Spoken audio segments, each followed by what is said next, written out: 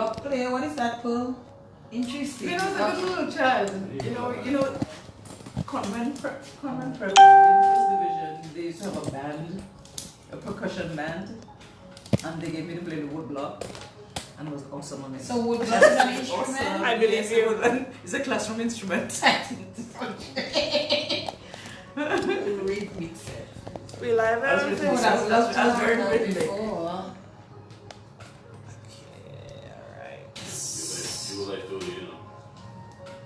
Yes, you can go. Next time I'll ask Finish you it. have a bio. Finish it for now, finish it. We'll start up when you're ready to start. You sure? Oh, but people are already. Exactly. Yeah, but you know, what kind of activities? No man, usually it takes a while for people to, it's just because it's who we have now that this is happening so quickly. Well now. They put on his head I know first. that. Not right You now. can choose now or when you start to get calls. So you can say hi to your online viewers right now. Hi. encourage them to share the live, you know, so more people can see. What are you in there? Whatever. No, awesome, beautiful lady. Let me just start. Yes.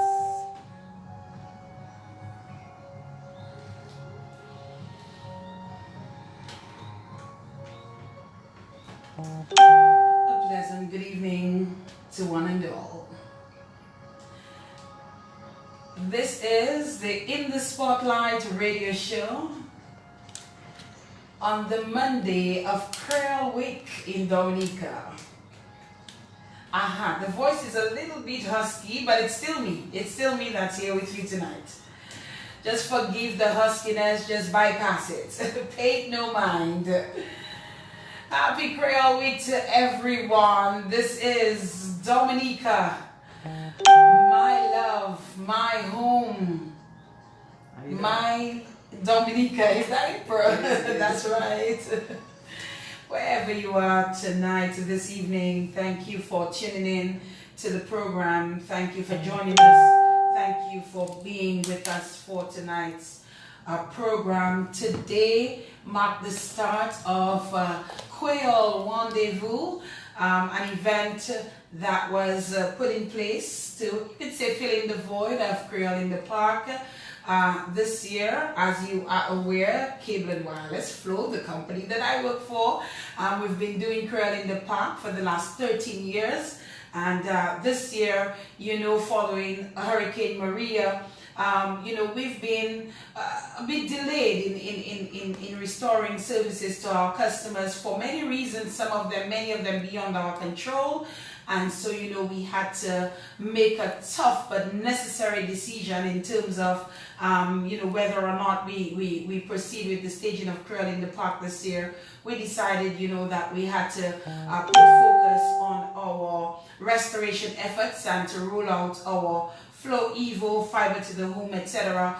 Products and services to our customers, and we started that, and we're doing pretty well, and we're continuing to do that. So Creole Rendezvous actually started off today, and will run until Thursday, and then we get into the weekend for the World Creole Music Festival. In between, we have quite a few other events happening. We have the Miss Wab Duet, which is on Thursday. We have the Kings of Kings, which is also on Thursday. We have Independence Go Well, which is on Wednesday, and quite a few other things happening. It's going to be quite a busy week in Dominica. However, the following week, you know, we need to find some things to fill in the week that follows, because there's not too many things happening there. So a lot of the activities were stuffed into this week.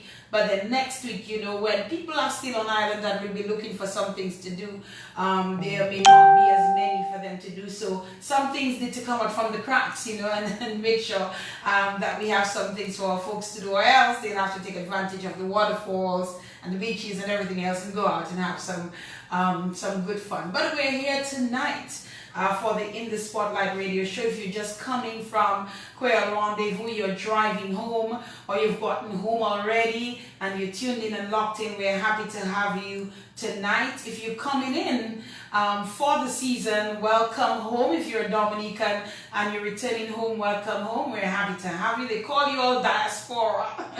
Well, welcome diasporians.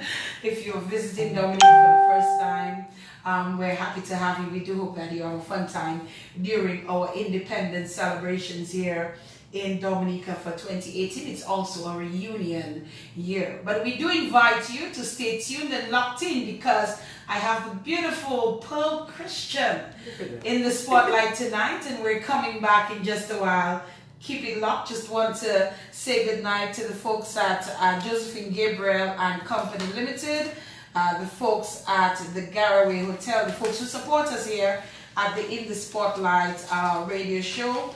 We want to say good night and thank you to the folks of Innovate Multimedia, Dominica News Online, and everyone who supports in one way or the other. Kadisha is also here tonight. And those of you who are viewing via Facebook Live, we thank you for being here. And those of you who are on 95.1 FM, we thank you as well. Those of you who are locked in via www.q95da.com. Those of you who are using some kind of online medium to listen to us, we are indeed happy to have you. Keep it locked. We're coming right back for what I anticipate will be a lovely program tonight. Keep it locked. In the spotlight on Q95 FM radio, everyone is trying to be there. It's like give it back to you if you need it.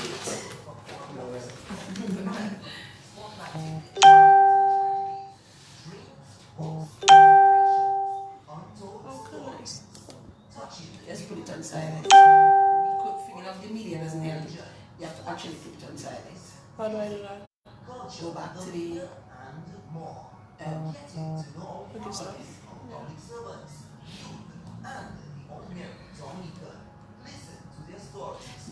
Miss Pearle is all of Dominica auntie. Let me join the tree. Hi, Auntie Pearle. Hi. Oh Lord. I've never heard you been called anything but. Was it? I've never heard you been called anything but. Ready? I think it's a thing of respect as well. Yeah. And then I love them, you know? On Q95 FM radio, every Monday night from 8 p.m. In the Spotlight, featuring people from all walks of Dominican life, spotlighting their triumphs and tragedies, dreams, hopes, and aspirations, untold stories, touching the human and personal side of all people in politics, religion, sports, business, music, culture, the media, and more. Getting to know farmers, public servants, youth, the ordinary Dominican. Listen to their stories. No limitations, no restrictions, no holds barred. In the Spotlight, we'll also spotlight interesting topics, issues, and relevant situations. Don't miss In the Spotlight on Q95 FM radio every Monday night from 8 p.m.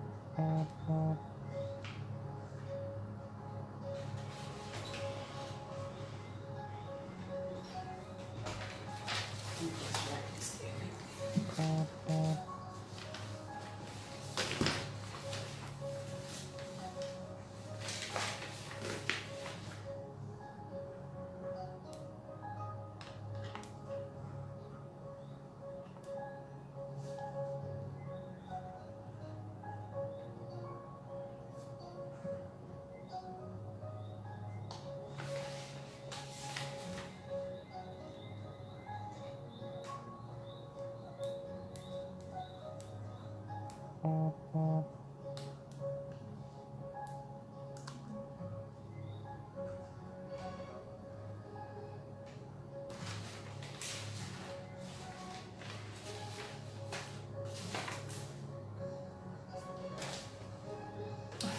you need it, if you need it, you can have it.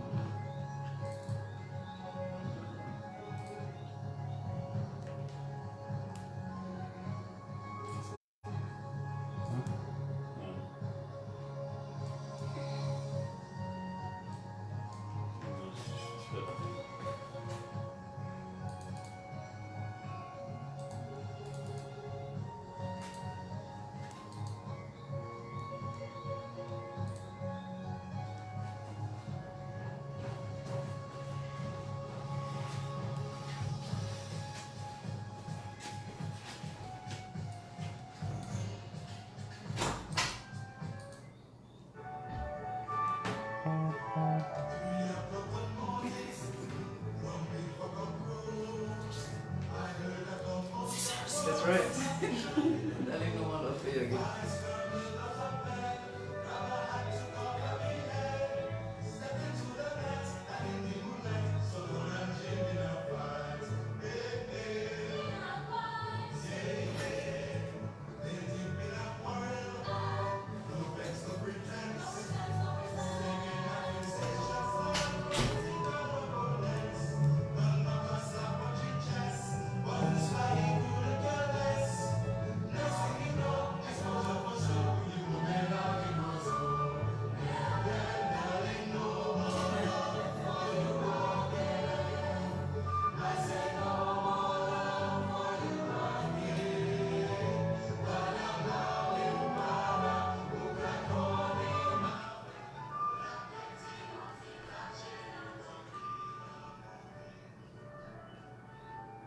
Mm, 19 minutes past the 8 o'clock hour, starting off with something there that Pearle, Auntie Pearle is quite familiar with, Right. done by her very own Cicero singers. Let's go across and say good evening to the beautiful lady in studios, Pearle Christian. Good evening, Pearle, and good evening to the listening public. It is such a pleasure to have you here tonight. It's great to be here, actually. It is? Yes. I thought, but 2 months sounds like a long time. Well, but you keep saying that it's going to go quickly. You'll see, right? You'll see. So good night to you. I'm going to allow you an opportunity to say good night to everyone who is listening. And if there's anyone in particular you want to just touch right now. Well, good night to the listening public generally. Certainly I'd like to say good night to my the folks that I've been in touch with in terms of the people who have nurtured Cicero singers and the flute students who have taught, because a few of them sort of called and said, well, Auntie Pearle, we're going to be listening to you tonight. So I just want to say good evening to all these wonderful people, not naming any names in particular, but there were just wonderful people who sort of brought such joy to my life. Really. Oh, awesome.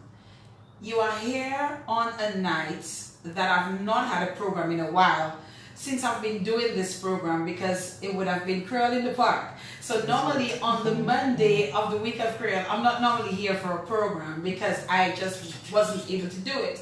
But I was able to do it this year, and here you are with us, for the program. What does this time of year mean to you? Oh my God, I mean, this is my heartbeat. I mean, this time of year just really means so much to me. And actually, even before I got involved in culture as a cultural officer, this was a special time because my dad was very instrumental in the whole preservation of the traditional culture.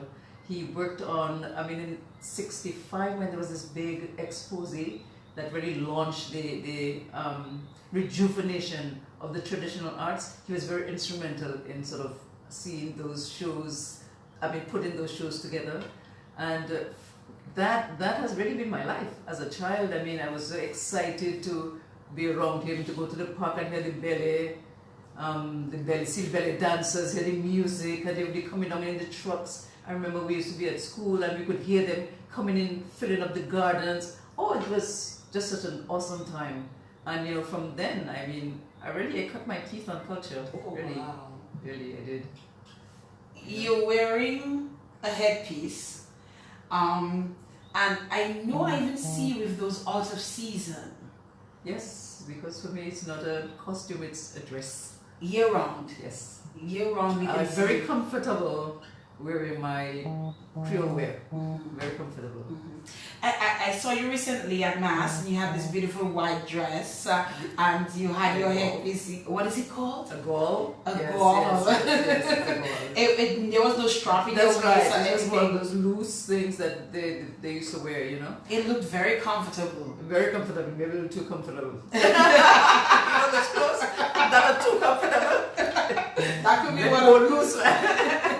Yes. But tell me, what is it about the tying of the head and the wearing of the outfits that just brings you that joy and that smile? And The thing is, my life, although we lived in urban Dominica, my memories are so rooted in rural Dominica. You know, I just had such great memories of rural Dominica.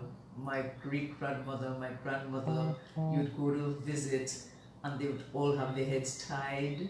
You know, so this was for me, when I saw them, it was just a happy moment. wow. So I associate all of this with happy times. Well, that wouldn't matter to me. Oh gosh, no, I'm telling you. I'll probably ask my grandmother what's that. No, those things are very, I love these people, and for me that is just it's reminiscent of those wonderful times I had, really. Let us talk a bit about you just spoke your grandmother, you spoke earlier about your father.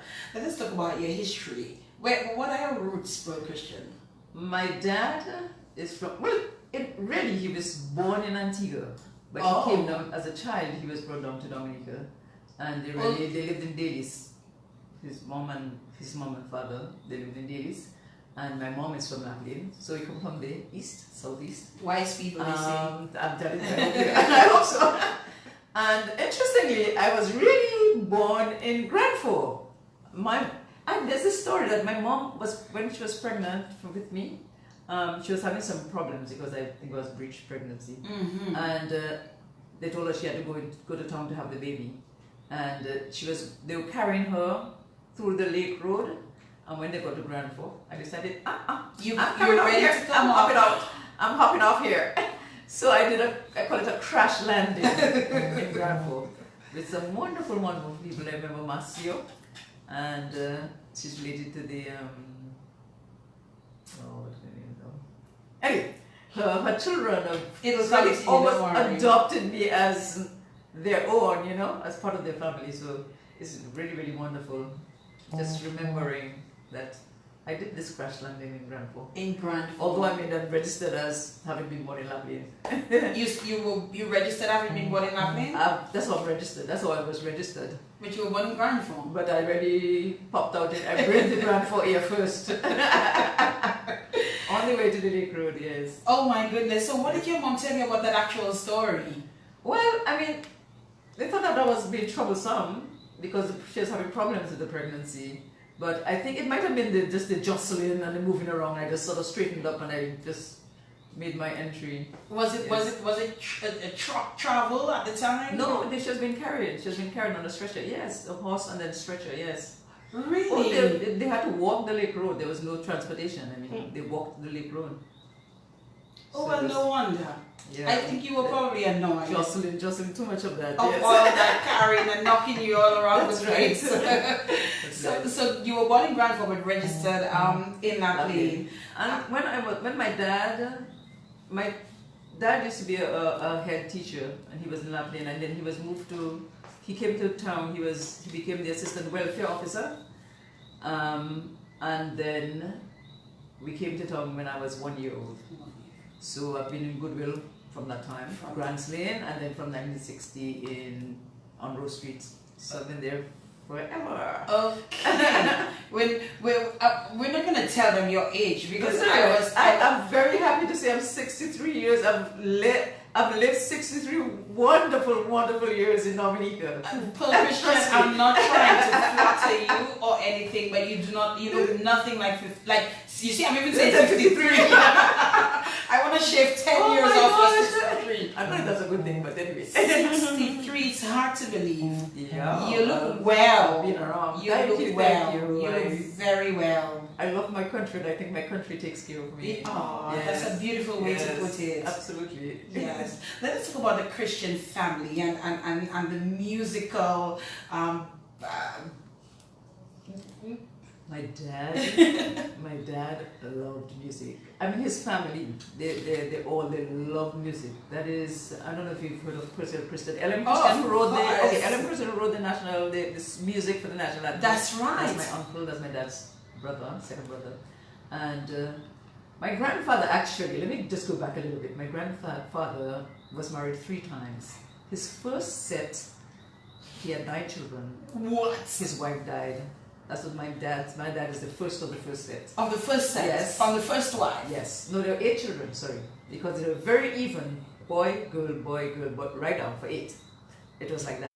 Very organized family. Oh my God. Yes. And when my dad was 17, his mom died, and that was a very sad time for him. Yes. And he really felt responsible for his siblings. And he left high school to take care of them. My grandfather got married, and then he had 2 children with that wife. Then she died. You think he was killing them? She died, and then did you just say that? He was a wonderful man. Of course. And then he got married and had 9 children. So he had 3 sets of children, and my dad is the first of the first set. 8 first, then 2, then 9. Then 9. Yes, and He then was a very busy man. I'm telling you, his final wife buried him. Yes, very busy man. Good man. He was a police officer, and from Antigua.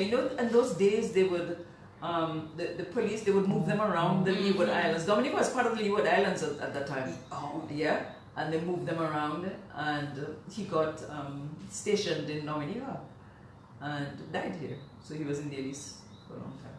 Okay. And then my dad met my mom in Lapland when he was a teacher, the head teacher of that school. I see. Yes. A lot of teachers in my family. So my parents, the Christian family, they were very, very musical. They loved music. I mean, they would make music in the house. That was just a regular sort of an occurrence. They would play instruments and have this band and entertain their friends regularly.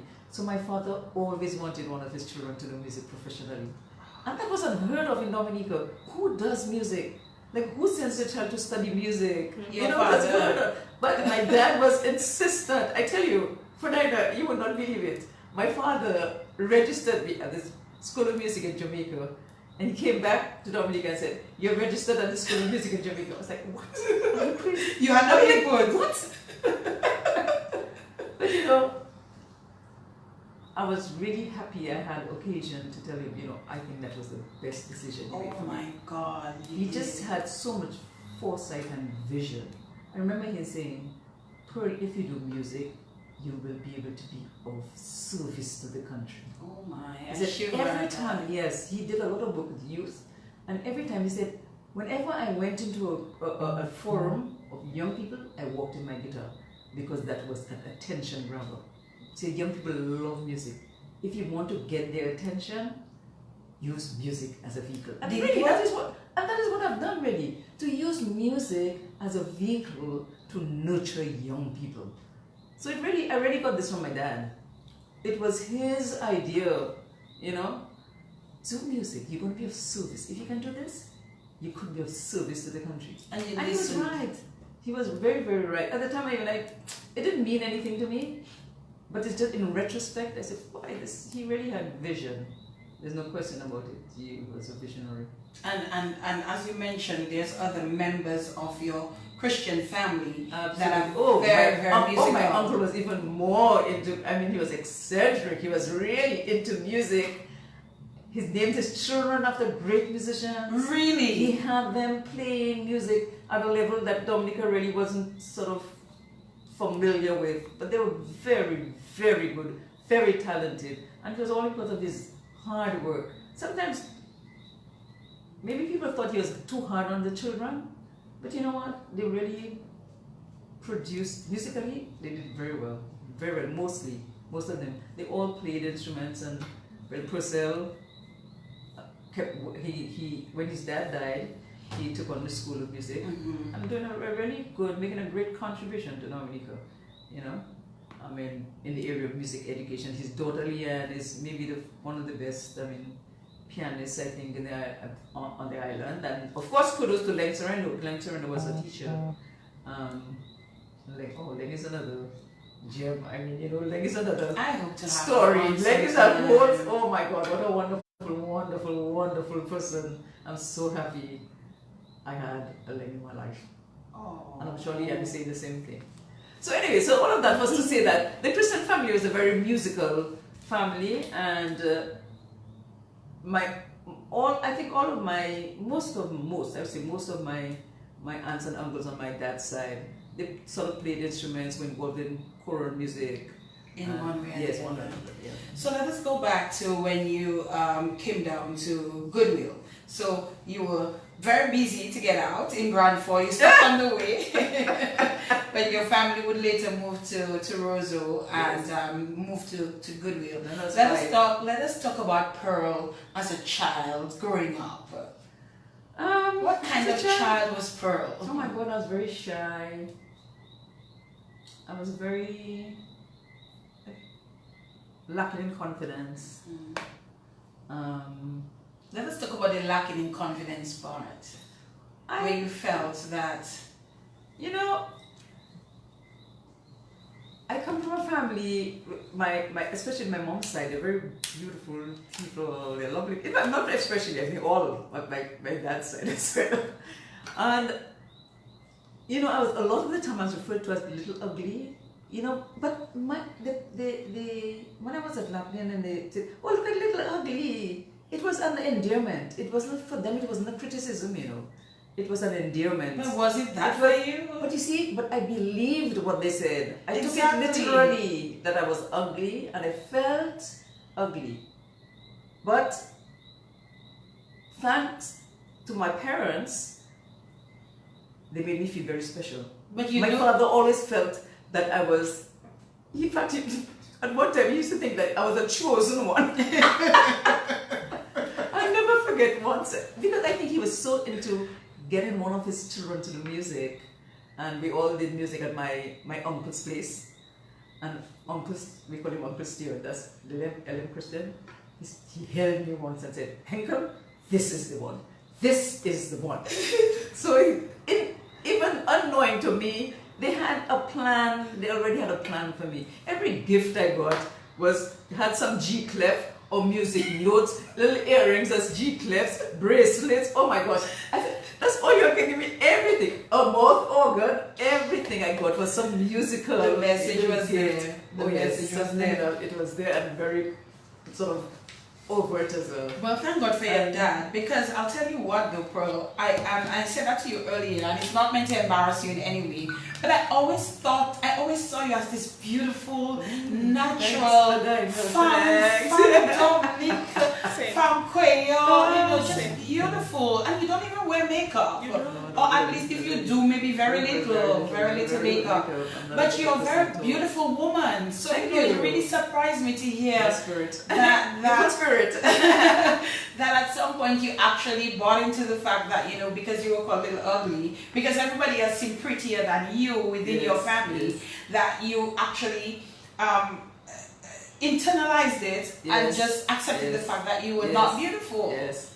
But like I say, I know what you mean. It was not meant to hurt you. Not exactly. At all. It was not meant to hurt. But it did. Because you thought you were. Yeah. But maybe hurt is too strong a word. It just sort of implanted something in my mind. Yes. But the thing is, my parents were they mitigated against that because my father thought I was special. You are Pearle. Yes, actually, that's why he called me Pearle, because I was special. You know. Yes. So But did you get over that though at some point in time? Most certainly, You know? most certainly. Oh. After a while, you grow up and you realize that beauty is skin deep. Oh, that's you know? right. Yeah. That's right. Yes. That is Oh, correct. certainly. So, But understand that those things do leave some remnants, a little sort of residue. So that is where I think the lacking of my lack of confidence, I think, sort of was rooted in that belief that you just weren't good enough. You know?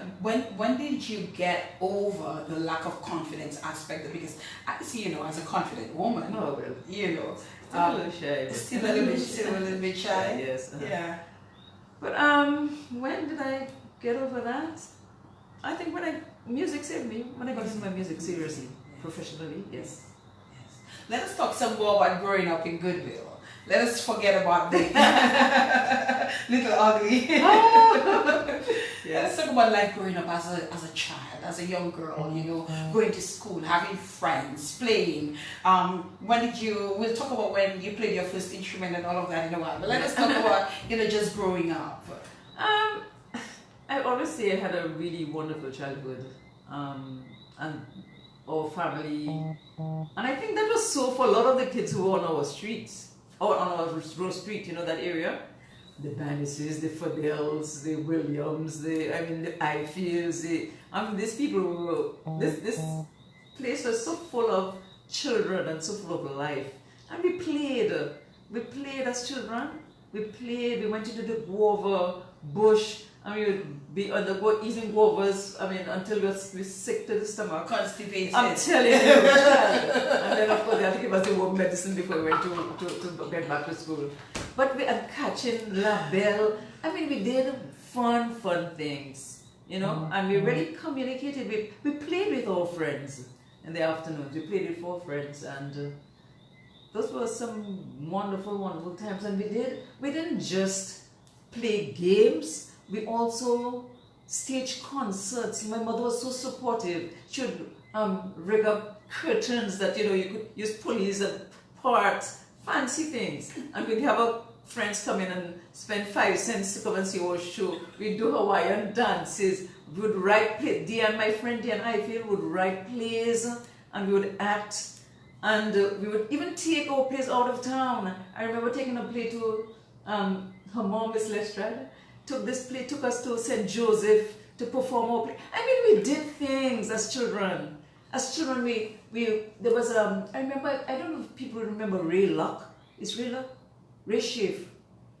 You don't remember? Well, you're too young. Okay. But he was part of SMA, and they would have this talent shows, and we would participate in talent shows. You know, sing, recite poetry, do drama. Children, we had a great childhood. There's no question about that. Tell me about some of your siblings. How many of them did you have? Is I Joyce had one? Joyce, She's yes. right there. Look at you, Yeah. girl, my lovely sister. I love my sister so much. She Tonight. says, I absolutely love my way to sisters. go, my beautiful and talented sis. Look at that. There's this Joyce. She's now in Texas. Actually, she's coming in on Thursday. I'm so excited. There is Mavis, who is a year before me. She's in Trinidad. Genuine love, you can tell. Yeah. Oh my God, I love my Sibling sister love. so much.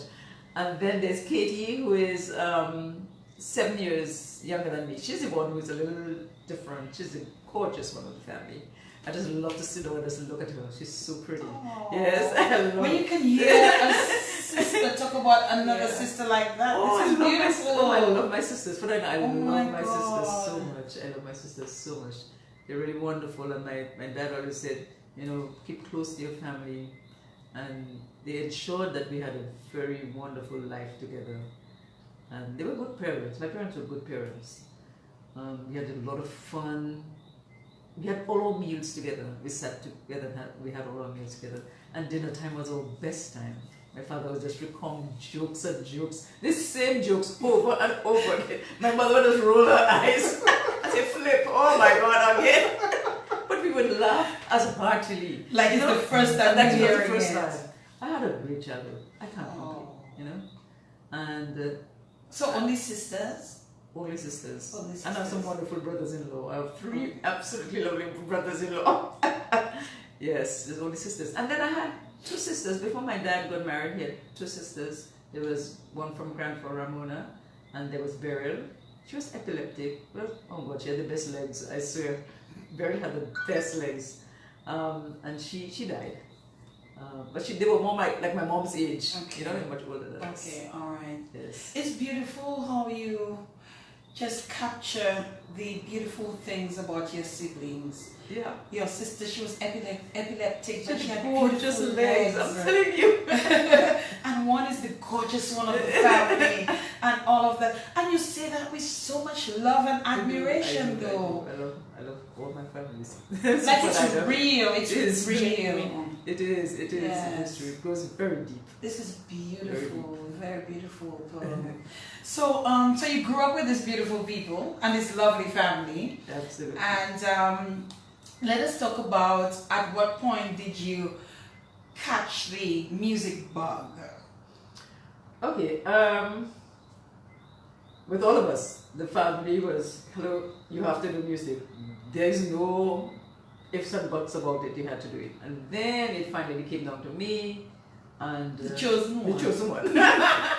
I did piano for a long time with my uncle, with there was a Peace Corps volunteer, I don't remember her name, this is terrible, but I studied with her, and then I said, I just don't want to do this again, Daddy. I just don't want to do this again. Really, at And one when I point? got to about 5th form, yes, he said he just didn't give up.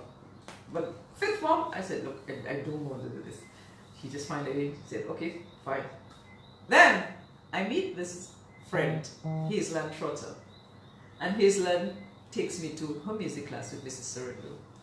And I sit in at the class, and I go home and say, Dad, I want to go back to piano. And he said, oh, so you've come to your senses? But he was thrilled. I knew he was thrilled about that, so he got me registered immediately, and I did that. And I remember when I was my first year at School of Music in Jamaica, I said, boy, I would so love to play a flute, because it was the first time I was seeing a real flute being performed, other than something in pictures and images. And so I came home, and there was a flute waiting for me. Anything I needed for my musical development, my father would provide. The chosen Yes, one. he Had to have it. He had to have a musician in his family. Yes. So you play the piano. A bit of piano. No, I don't play as much piano as I'd like to, but that's where I started. And But then you play in church. yes, I play in church. Yeah. So what do you play? The piano or the Yeah, the organ? piano, the piano. in church, right. But I'm no fancy pianist. It's alright. And I play some flute, but I see myself more as a teacher than a performer. I'm not a performer. I'm very shy, easily distracted. So I don't make a good performer, but I think I'm a pretty, maybe I would say a good teacher, but I love my students dearly, and I think it connects. They know I care about them a lot, and I am just happy to just teach what I know. Mm-hmm. I don't pretend to know everything. I know it's very far from everything, my knowledge, musically. But one thing they can be sure of is that I will teach all that I know. Best that you can. That, to me, is what's important. Let us talk about your Jamaica experience before we get to the elements of your students and teaching. And I know that you're probably just going to talk about that with as much enthusiasm as you talk about your sisters. Let us talk about the Jamaica experience. So your dad registers you and he says you're going to Jamaica. Do you remember how old you were at that time? 21. You were 21. And he was going to ship you off to Jamaica to do music. That's right. What did you know about where you were going? Not much at all. There was the Cultural Training Center. It was a new project, 1976. Yeah, and it was a center that brought the four schools together: School of Music, School of Art, School of Drama, School of Dance. Okay. And it was an amazing institution. Amazing in that, you see, at that time, the Jamaican dollar was stronger than the US dollar. The US dollar was 88 Jamaica cents. Really? So, yes. Was there such a time? Such a time, I'm telling you. Can you imagine Jamaica? And it attracted, the School of Music, the Cultural Training Center attracted very, very good faculty members. I mean, you had Melba Liston from the Afro-American section, and she played with Duke Ellington.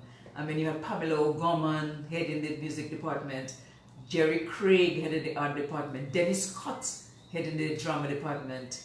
Who was in music? Sheila Barnett was in dance. So they were, they were wonderful people, great Caribbean people. I mean, Pamela O'Gorman was from Australia, but she worked in Jamaica. So the cultural training, and there was Rex Nettleford, you know. So they were trying to establish this center as a center of excellence and to ensure that the Caribbean had a voice artistically. And they put a lot of effort into that. And I bless the day that was the institution my dad registered me with. How did because you... it really... Go ahead. It really gave me a good Caribbean grounding. And that I find suited me very, very well. Very well. And I'm coming back and sort of being so involved. In fact, not coming back now because that happened before. My excitement, my interest in traditional culture. I remember we had a helper, Yulika. I wish Yulika Hippolyte, I wish you was listening. Yulika Hippolyte, if you hear me, I just want to tell you how much you've impressed me. She used to tell us stories. And that is where I developed my love for court, for storytelling. And in the creation of my musical, collection, a lot of this was, I used the folklore, the court, as a launching pad, you know. All thanks to Yulika. Yeah, thanks to Yulika. She was really, really very inspiring. I mean, she did tell us the stories and sing the songs in between. And if you notice, when I do the folk sections for Sister Singers, I have the script, a storyline, and then it's punctuated by songs and so on. So yeah, I mean, it goes really far back. How long did you stay in Jamaica, and how did you fit into what you had joined or become a part of in Jamaica? Jamaica, I stayed. My course was a 4-year course. 4 years. And then upon graduation, they asked me to stay a year to teach at the school. So I taught at the school in the music department, the music education department. In service teachers, I taught for a year, and then I had to come back home. They told me they would give me something, I said 1 year. So I was given 1 year to do that, to garner some experience, and then I came back. And of course, that's where I started I started my interest in children's choirs, because I was asked to do the children's choir, the junior choir at the school. During that year. So I said, oh, I love this, I really enjoy this. Talking about children though, Pearle, we didn't talk about that education aspect of your life, in terms of high school, primary school. What's the story there? I mean, like, before we get back to children. I went to convent prep. And then I went to the convent high school. I wasn't the best student. No. But because I think... In what sense? I'll tell you why. I think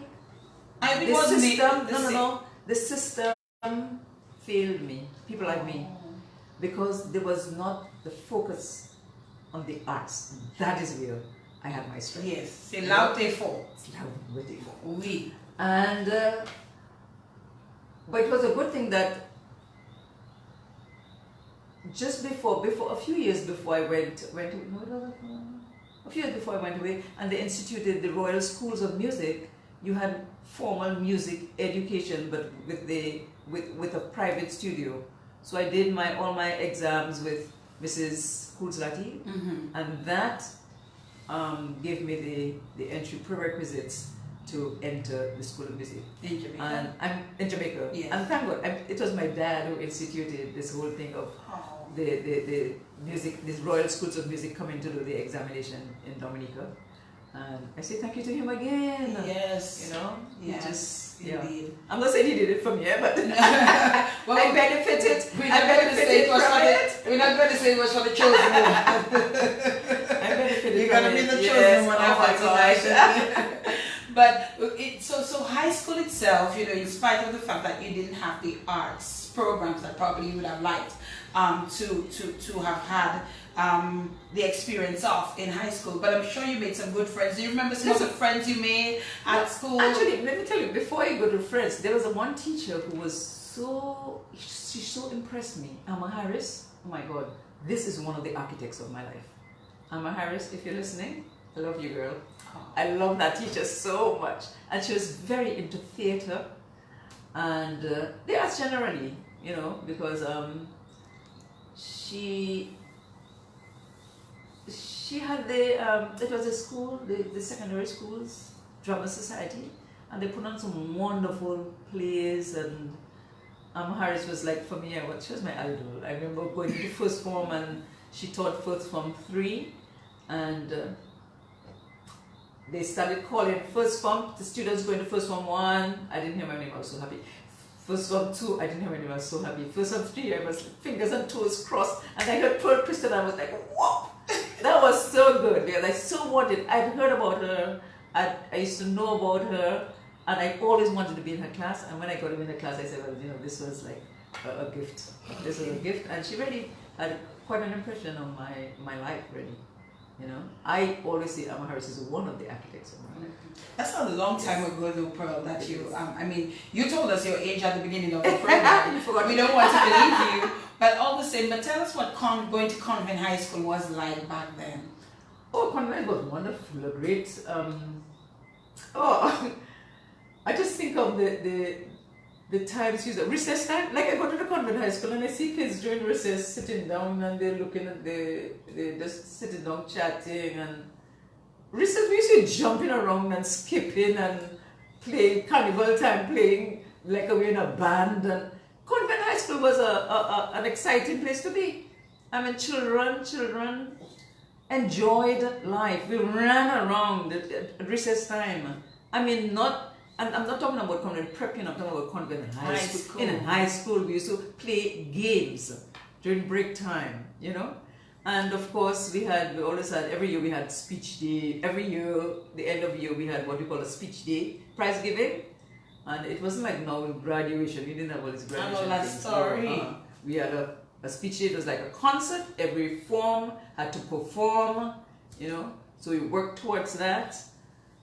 They were great times. And we had movements like the Young Christian movements, the YCS.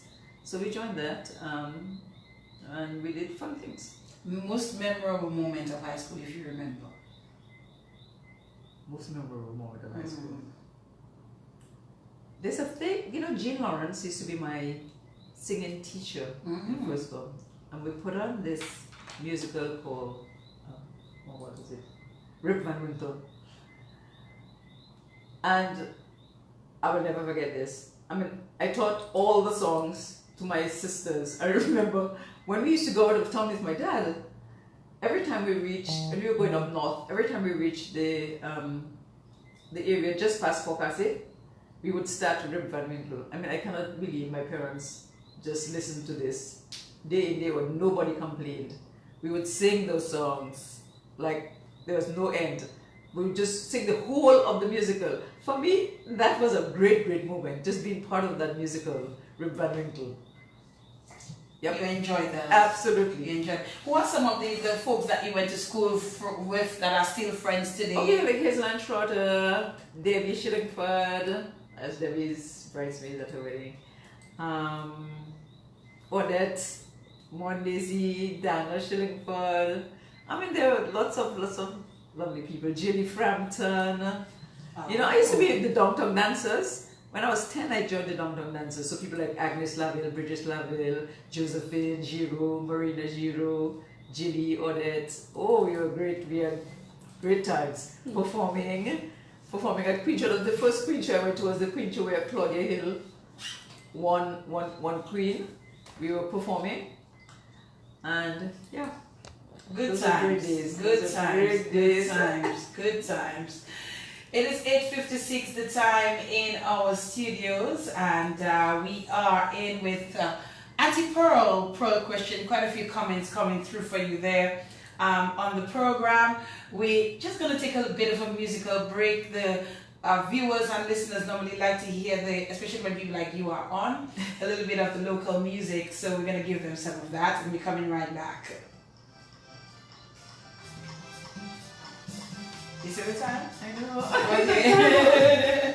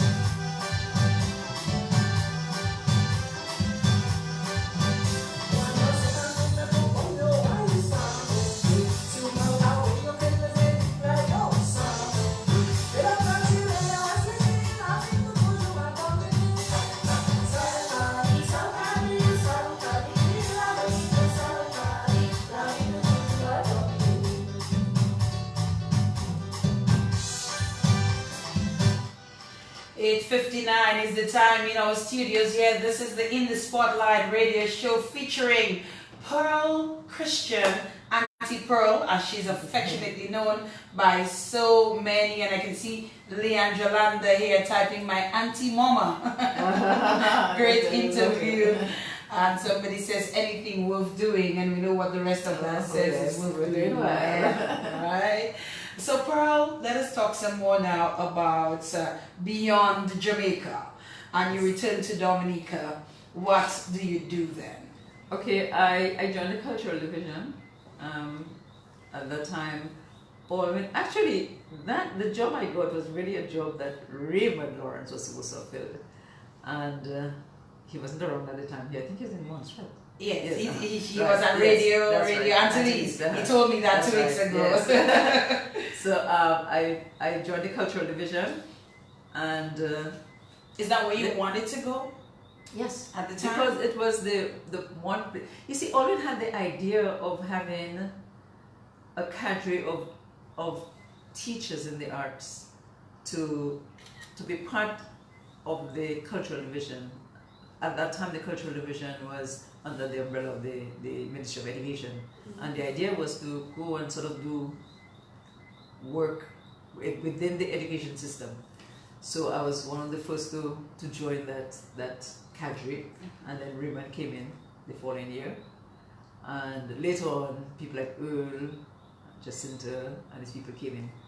But the idea, Alwyn always had the idea to have I think maybe he was a little disappointed that it didn't sort of grow. It was in a bigger sort of group, because he really thought that we should be a resource unit to service the country artistically, in terms of artistic education. So I joined the cultural division and did a lot of work, community, all the work that the cultural division does. I mean, we do, it was all into community development, in terms of getting into the communities and doing this work with groups through workshops and so on, work in music.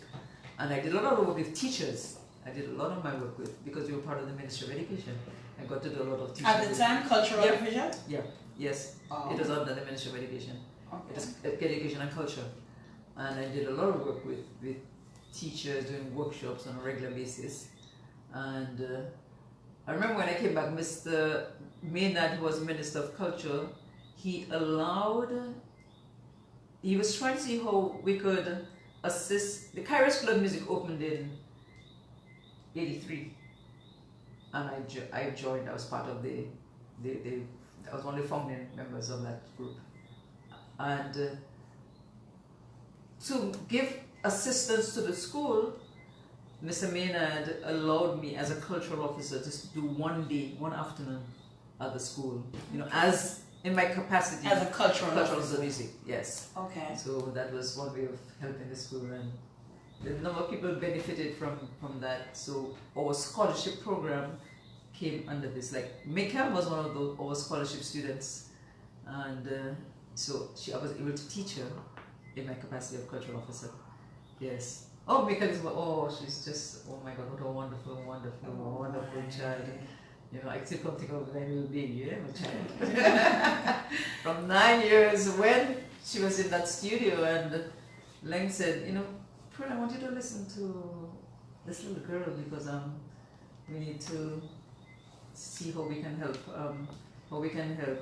to further her education, because I don't think that because she's from Granby, and it's sort of it's a little difficult to do the education. And listen to her. And she sang. I said, can you sing? She said, yes. And then I said, can you sing something for me? And she sang. And I said, Ling, find a scholarship for that child. Find a scholarship for that child. I want that child in my choir. I loved her so much. It wasn't just her voice, it was her personality. She was just so unassuming, just unaware of just how talented she was. And so very talented. That little voice just rang out, and I thought, oh my God, what have you found? I'm telling you, and from that time, I knew that kid was going to be something special. Yes. And she had everything that it took. She had a great family environment. Her dad, her parents were very, very nurturing, and she was just a gem. Oh my God, I know she's going to be so happy to hear you say such kind things about her. Very good student. Very good student. So when you spoke about a scholarship back then, what exactly did that entail? It meant that she didn't have to pay for tuition. At your school? At the Paris School of Music. She didn't pay for tuition, okay. So she got a scholarship. So I taught her flute. Yeah. She started off at recording, and I taught her flute. When she moved on to flute, I taught her. Okay, so the work that you did in the schools, one afternoon per week, what did that entail? What were you doing with the Cairo School of Music? I worked one afternoon. I taught flute. You just taught? Okay. I taught flute. Okay. So that was the contribution that the division made to the school. So the school didn't have to pay me to do that. So the Cairo School of Music, the Cairo School of Music, yes. Okay. The school didn't have to pay me to do that. I did it as a cultural officer. And you enjoyed that still? Absolutely. Oh my gosh, yes. And of course, well, the other teaching I did was within the education department, where I did workshops with different music teachers in the schools. Yeah, I did a lot of work with the music teachers in the schools. Since 1981. That's right. You got back to Dominica. What was the state of culture in Dominica at the time? Cultural development, cultural awareness. What was that like in 1981? It was something was happening culturally. I mean, artistically. The 70s were very like a Renaissance period in Dominica. In many ways. Olin Bully, the great Olin Bully. That's another architect of my life. Yes. Olin Bully. He was in 78. He was earmarked to head he was just chosen to head the cultural division. And actually, my dad was Minister of Education at the time, and he had the greatest admiration for Olin. and with his confidence in his ability to create a division of culture. So from 17, and when I joined, it was the cultural division was just really forming, and we were sort of breaking new ground, paying attention to things like, there was a Creole committee with people like Felix and so on who were very instrumental in putting that committee together, and you know the work Felix has done, you know.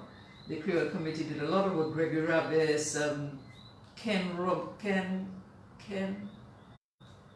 Richards. Oh my God. Ken Richards. I mean, these people were very, I mean, Miss Anita James, they were very instrumental in moving that Creole, the movement, the Creole project, moving it forward. And, well, we bought into that. And theatre was still very, very big. Alwyn had the People's Action Theatre, great company. I'm so sorry he had to leave Dominica, but it was necessary that he had to That's when you left to really help the whole region, because he was just so, he's so wonderful and precious. We couldn't just keep him. We couldn't continue, so he had to go and help the region. So yes, there were a lot of things happening artistically in the 70s. Certainly, before I joined the cultural division, there was that movement of bands in the 70s. Oh my goodness, Dominica was known for theatre and for bands. Dominica had lots of good bands, and that moved right up into the 80s. So we had, I mean, there was a lot. So what has happened now? Well, I mean, it's a changing world. It's a changing world. I mean, there's still some good things now, you know. There's still some good things now. But it's just that I find people are a little maybe more distracted than before. I mean, a young guy with a guitar was the hottest thing out. I mean, all guys would want to be part of a band. They would want to play their drums and their guitars and their keyboards, and it was a big thing, you know. I know this young man, guy doing studying the trumpet, and he'd say he don't like to work with that trumpet, you know. He then embarrassed to work with the trumpet, and I say, are you kidding me? I mean, in my day, the best guys were the guys who had some kind of instrument, you know, some musical instrument carrying, you know, because they just added so much to the society. Yeah. So I don't know. I won't say what has happened today. It's a different kind of a world. It's a different world. A world of technologically, a lot more distractions. And technologically, it's just made the world different. The technology has changed the world, and I cannot say it's for the worse, but it's different. Although we could say here we have quite a few individuals getting involved in the bouillon music. No, I mean, there's some really talented. I mean, like a person like a Cornell Philip. I mean, this is just an amazing young man, you know, musically. And there are there are quite a few people who are very, very talented. And but it's a different genre. Yeah. Yes. Different vibe right now. Yes. Yes. Well, take us through some of your years through the cultural division, some of the things that were implemented, some of the changes you've seen take place. Because it's 1981 to when 2-3 years ago. You still there? No. I retired in 2015. And you didn't go back. Well, I mean, I've never really left. Yeah. Seriously, Okay. I'm still there. I'm always there. Up to today, I was there. I was teaching a class. I was teaching my choir, my children's choir. So I've never really left the cultural division. But I mean, I'm not a registered member of staff. Cultural officer. No.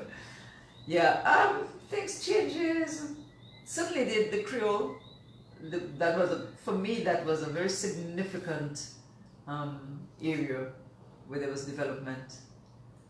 The whole thing of Creole, having Creole on the air, and having the whole Creole committee, KEC, a very, very powerful group.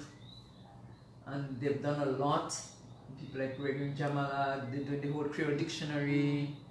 You know, I think there's a lot more respect for and appreciation for the language, the whole thing of heritage day being instituted by the cultural division it was kept in collaboration with the cultural division, and the whole thing of Creole Day. I remember the first Creole Day. Do you remember what year it was? Raymond may have told you. 85, 84, 85. I remember I went to a restaurant and I was the only person dressed in Creole wear. And look at the difference now. On a Creole Day. Oh, we look forward. You know? So a lot has happened. We have seamstresses working overtime right now. A lot. It took a while. I mean, you know, these things take time and they could be very easily undermined if we're not careful. But I must say we've really done a great job with just rejuvenating an interest and a love for our Creole culture, our dress, our food, you know. And I really say the Committee for Poetry Creole, Committee Poetry Creole and Cultural Division, you know, as a team, did a great job in promoting Creole. And as you speak about Creole, your dad used to be a Minister of Education, you said. He was on the Creole Committee as well. Oh, he was? Yes. Right. In terms of even advancing the Creole language and Creolizing, you know, everything a bit more, we've been hearing calls even as recent as this week about the inclusion of Creole as part of the school curriculum. What are your views on that? And I think that's a great idea. The thing is, if your young people are not taught your culture, a language, whether it's your language, it will die. It will die. You have to. This is the only way. You have to teach young. You must. If they don't get it in their... Because, I mean, before people spoke Creole, the people who speak Creole, it's not as if they went out to speak Creole, you know. It was just spoken around them, and therefore they learnt it. So, if it's not being taught, it's taught in your environment, then you have to teach it if you want the kids in that environment to learn it. It has to be institutionalized. It has to be taught like a foreign language is taught. But in my view, that should have been done. This is something that should have been done a long time ago. And, you know, I just find the process to getting the Creole language in school is a bit slow. I think so too. Yeah. And I really think that it's very important that the children are taught the language. And you see, because of people cannot compare the 60s to today's world. You know, the children are on their phones and television and so on. So what they will learn is what they hear and what they see. Correct. If they look at all American cultural standards, if that's what they're exposed to, totally, that is what they will learn. And that is how the human mind works. Exactly. And in my view, I do not think learning the Creole language, because I wish that I was taught Creole in school. When I got to DBS radio, there were Creole days that I had to try to read announcements and so on in Creole. And I had a tough time. I had a very, very tough time in municipality Creole.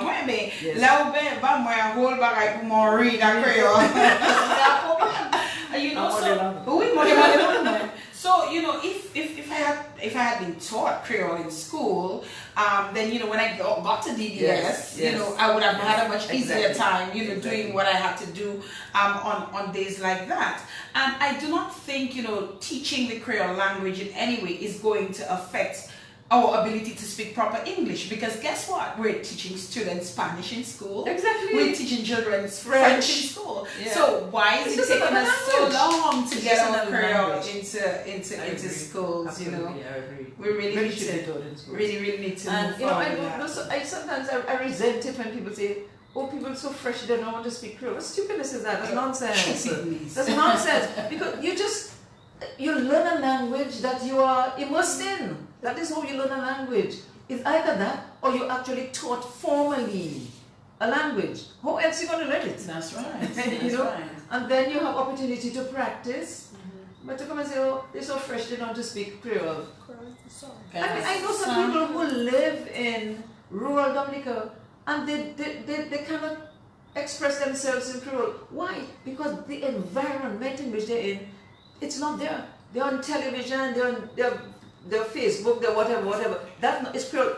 What we have to do is put the Creole there. Put it in the environment, like their school environment as children. Put them in an environment where they can learn the language. All right. We're coming back in just a while, and we're going to talk about the impact and influence this lady has had on so many young people.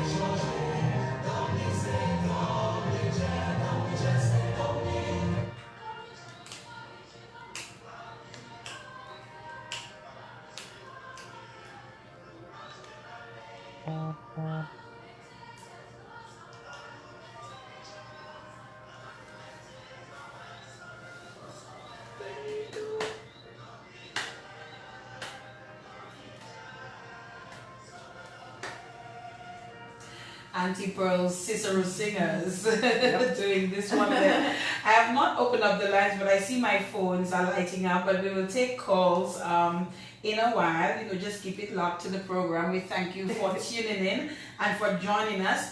We know, I suspect what that caller wants to talk about. You see that Pearle discussion? I suspect that is what it's going to be about. But we'll take some calls in a while. In the meantime, I'll give you the numbers ahead of time: 449-3095, 449-3096, 449-3097. If you would like to WhatsApp us, you can do so on 275-7565. The overseas line is 305-432-9624. All right, let us talk about Pearle and your children's theater, another passion of yours. We'll talk about that before we talk about Cicero Singers. Yes. When I came back, like I said, when I was in Jamaica, I worked there for a year. I was asked to do the junior choir of that institution. There was a junior department, and they asked me to do the choir, and that's where I sort of developed my interest. It really sparked my interest in children's choir. And so when I came down, I said, oh, I need to have a choir. I have to have a choir. So I formed the choir in this convent high school. So people like Irene Corriette, Dave Barron. I mean, lots of kids. Halima Solomon. Those were the kids in my convent prep choir. People like Marilyn Georgie, Sabrina Bully. I mean, you know, lots of Anne-Marie Clark. These were kids. They used to be my I mean, lots and lots of kids went through my convent prep choir, and then eventually I did a choir in the Kyrie School of Music, a children's choir in the Kyrie School of Music. People like Binta Lambert and these people, and really every year when we did our annual production, the highlight of the production was some sort of musical. So I ended up writing a few musicals specifically for these kids, you know, and mostly they were rooted in Dominican culture. Like I did things like Anansi and Fire. That was the first one I did. It was a short one, 15 minutes, very nice. Then I did things like Song of the Cicero, that was done for the forestry department. Actually, I did that.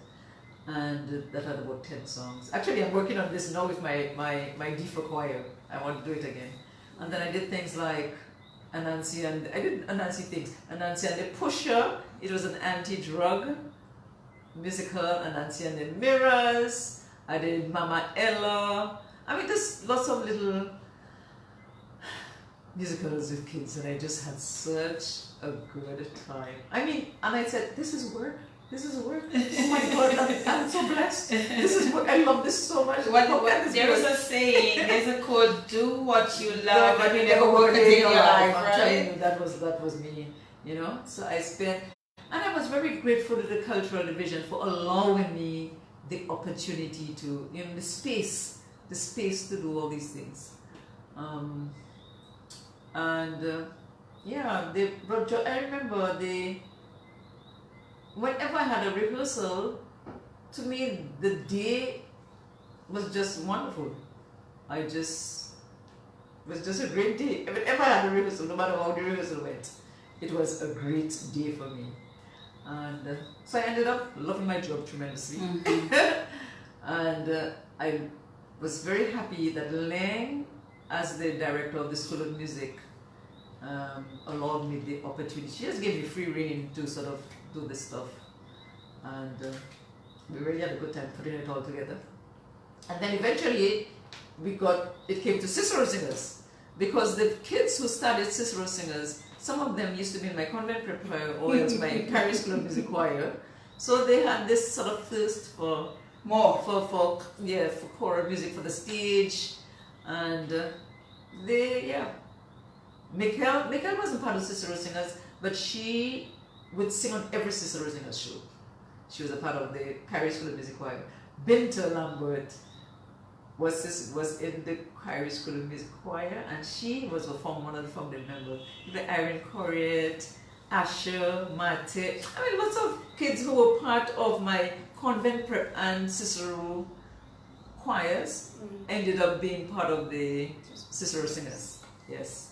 Or influencing other people to sort of join Cicero Singers.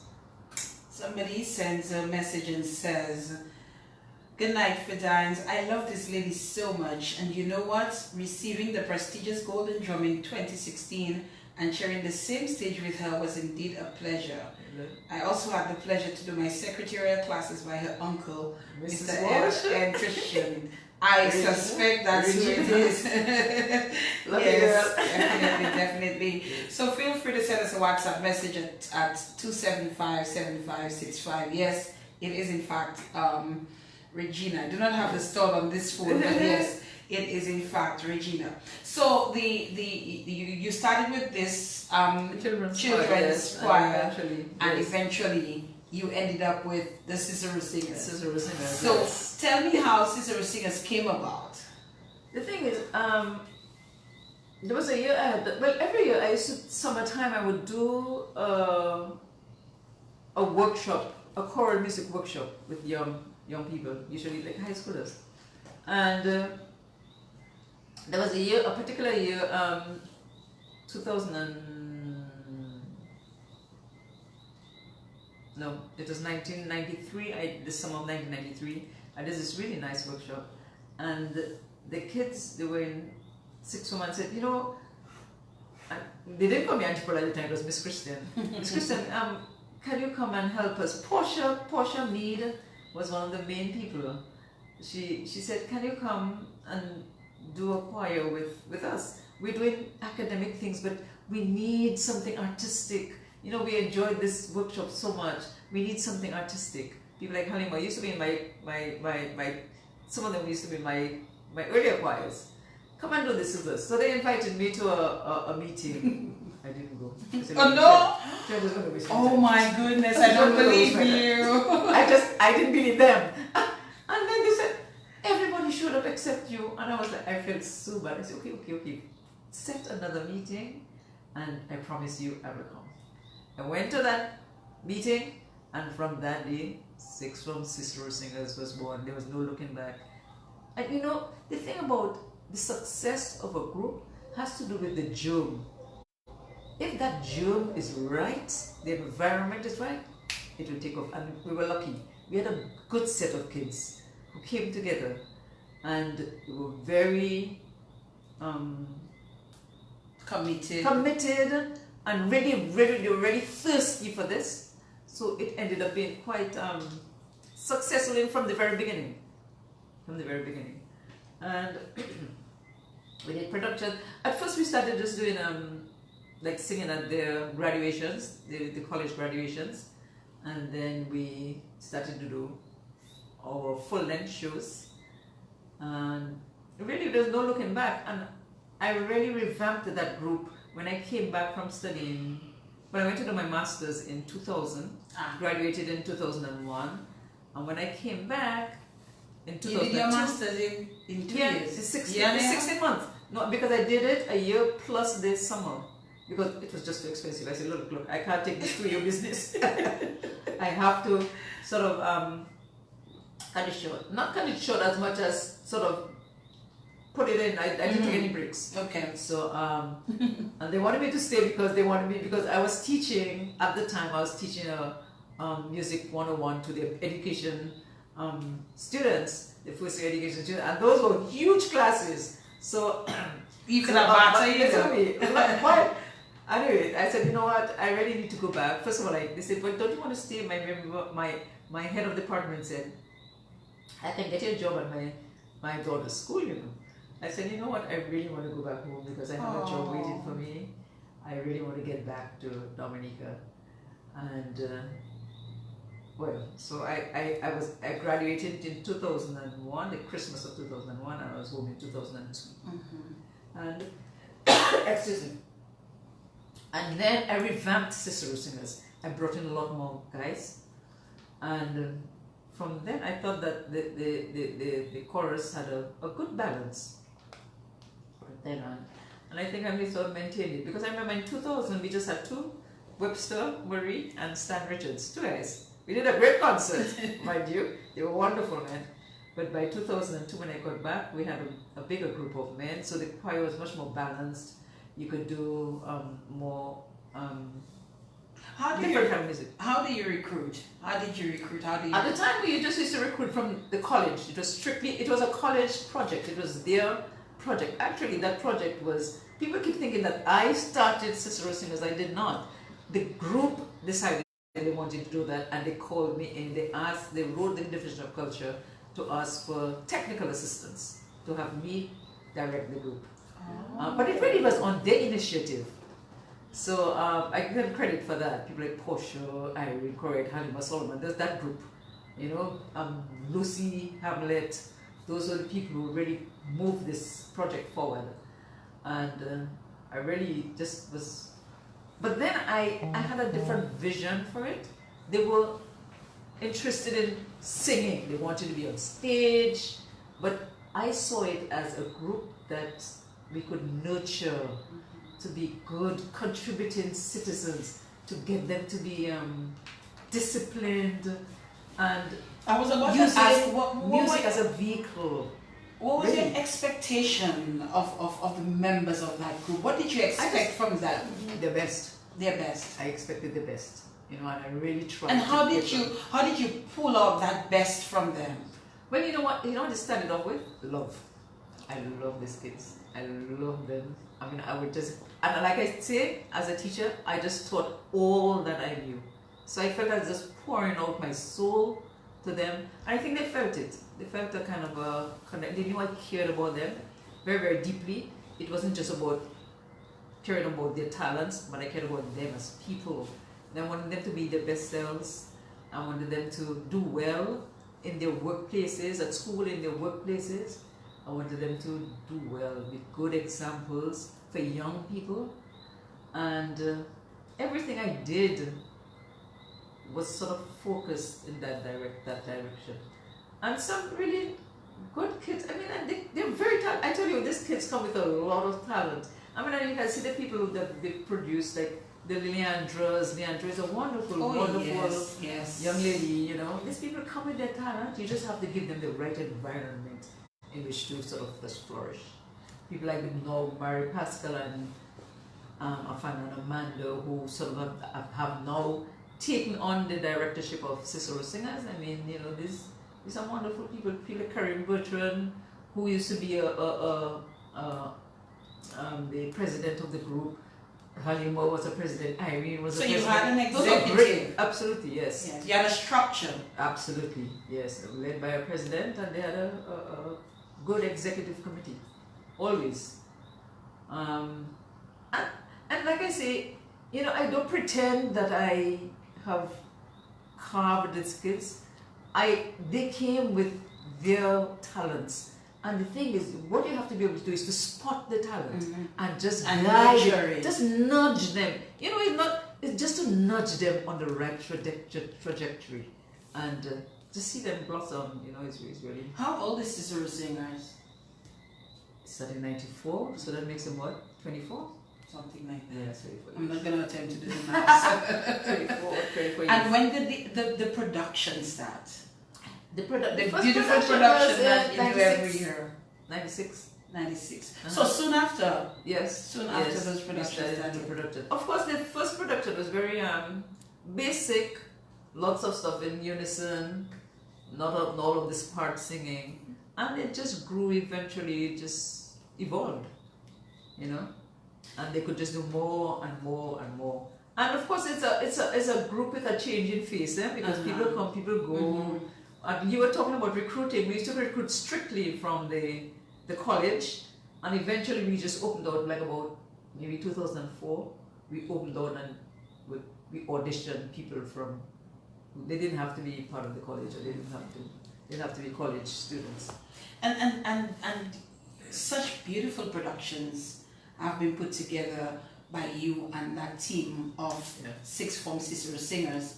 In fact, Khadisha, and I'll give her credit for asking that earlier on, she was saying that she wanted to know, why didn't you go somewhere else because of the caliber of work that you do? Not that we're saying that caliber of work is not good for Dominica, but she's saying, she was making the point that probably you would also be welcomed, you know, somewhere else in terms of the talent and the type of the quality of work that you do. But you decided to stay here. I love Dominica, I love my people. What? But no, this is very, very, very important to me, that my contribution had to be to my country, because I think my country needed that, you know. And I really enjoyed doing it. I remember coming back and having to take care of my mom. She was an amputee, and I just thought, I'm so happy that I'm happy to be in Dominica. I don't feel as if, I have to be tied to Dominica to stay. I was happy to be home, happy to contribute to my country, happy to be there for my parents, and just happy to be in Dominica. But did the opportunities ever come for you? Well, you did mention in school. That's right. That they wanted you to stay both times. Yes, exactly. And you know, so you had the options there were opportunities, there were opportunities, but my heart was here. Opportunities where you probably could make a lot of money, I'm sure. Yeah, I'm sure. Not a lot, but there's some more than I did here. Oh But you know it's not about money. It's not. I can tell. For people like you, it's certainly not about money. Let me read a couple more messages here for you, and then we're gonna open up the lines for a while before we talk about some of her publications and other things. 449-3095, 449-3096, 449-3097. The overseas line is 305-432-9624. Sometimes I'm told that I say it a little too quickly. 305-432-9624. Let me read a couple of messages here. And one says, Finance, I'm locked in. Have to stop you to say good night to this beautiful soul. When you talk about women lifting other women, Auntie Pearle is it. This is one of the few people who's always made me feel like what I do Creole is worthwhile. When she said to me, I love to hear you speak Creole, I swear I had died and gone to heaven. Thank you, Auntie Pearle. I'm not sure who that is. It's Latricia. Right, Latricia, yes. Somebody says that they're listening from New York, Rosalind Severa. Yes. She would like to call in. Yes, Rosalind, you can call in. The overseas number is 305-432-9624. You can call in via WhatsApp, though you need to call in through the overseas number. We have someone else here who says, Auntie Pearle, you are a great motivator, my mentor. You don't age at all. You have so much energy. I admire your strength. Love you, Auntie P. Did you get your long service award yet? Or the sister award? You need the highest award Dominica has to offer. Love you, Auntie P. Tell her Mrs. Love says hi. I don't know who is Mrs. Love. You might want to figure out who Mrs. Love is. Okay, I know person said to me that I don't read messages off of the live. It's a bit difficult to do that. So if you want me to get a message to her, you can do so by sending it to 275-7565. Somebody says, good evening, hi Auntie Pearle. This is Adia's mom. Is it Adia? Okay, yes. From your Diva Children Choir. Okay. This lady right here is a diva. She's admirable. My daughter loves you. So that's what this person says. Okay, so 449-3095, 449-3096, 449-3097. Let us take some calls for Auntie Pearle, as many of you also affectionately call her in your everyday life and within your everyday experiences as well.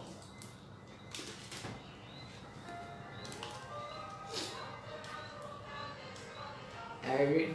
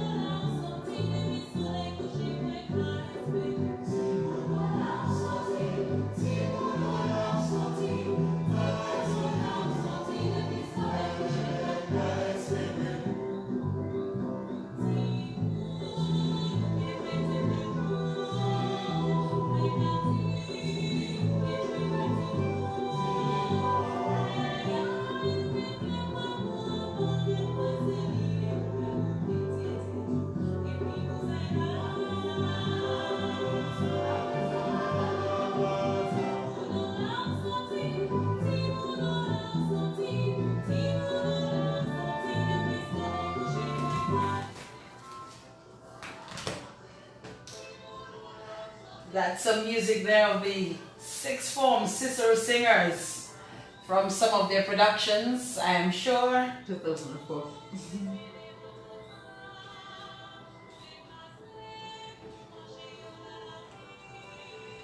What is your role with them now, Pearle? Well, my title is Director Emeritus. What does that mean?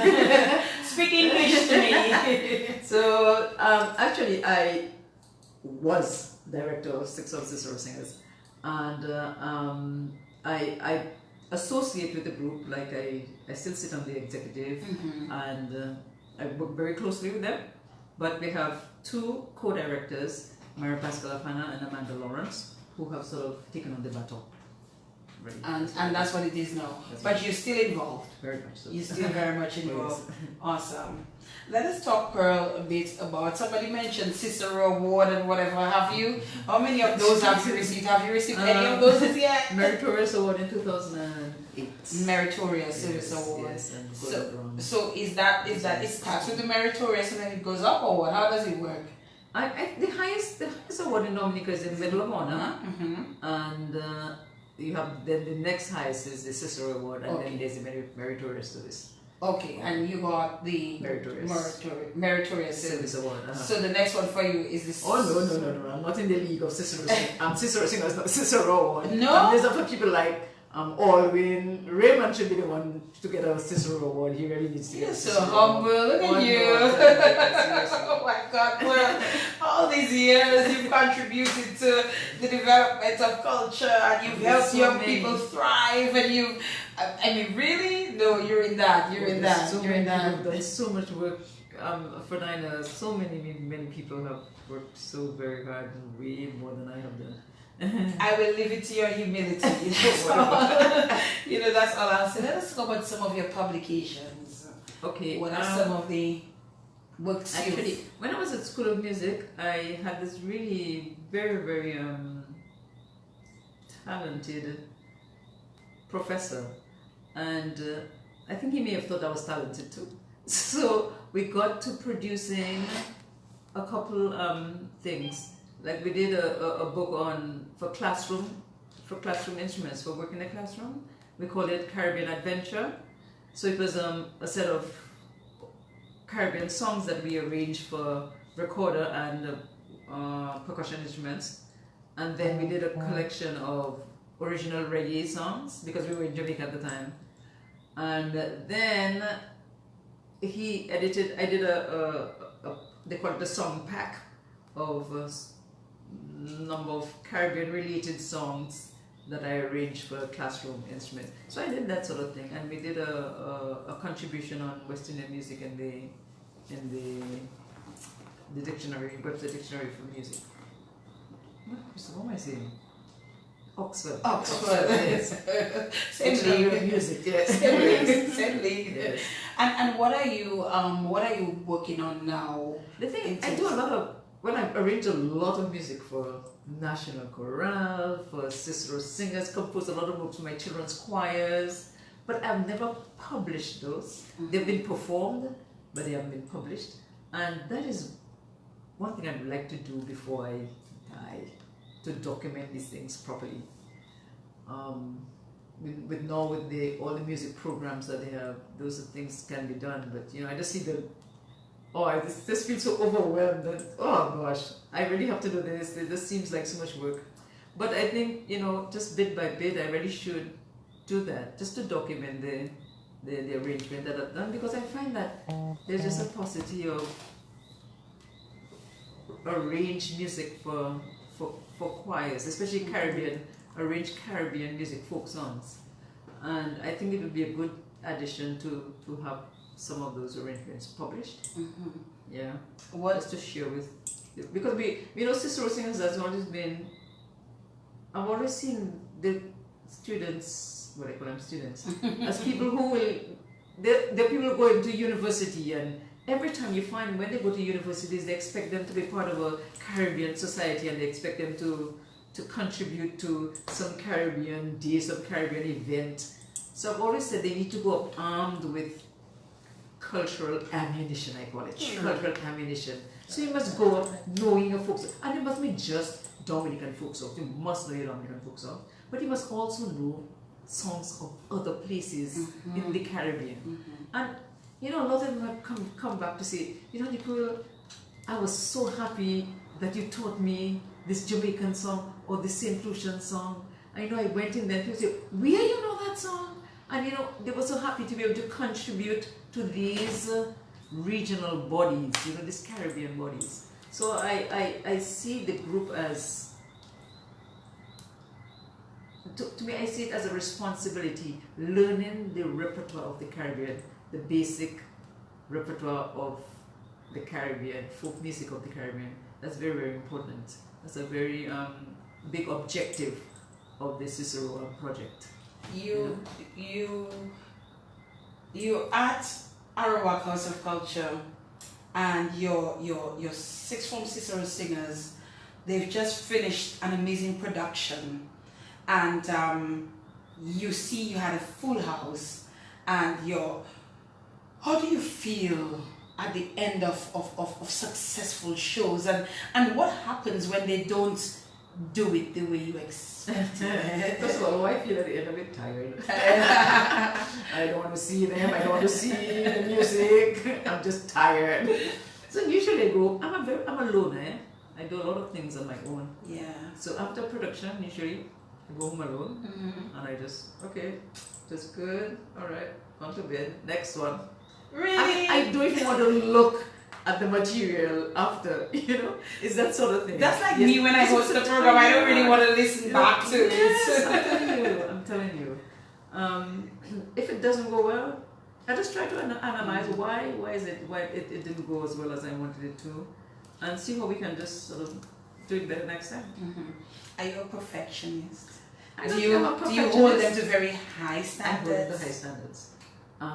But I also think I'm aware of when they've reached that point where they can't go any further, and I'm okay with it. You know, but I really try to get the best out of them. Yeah, and they deliver.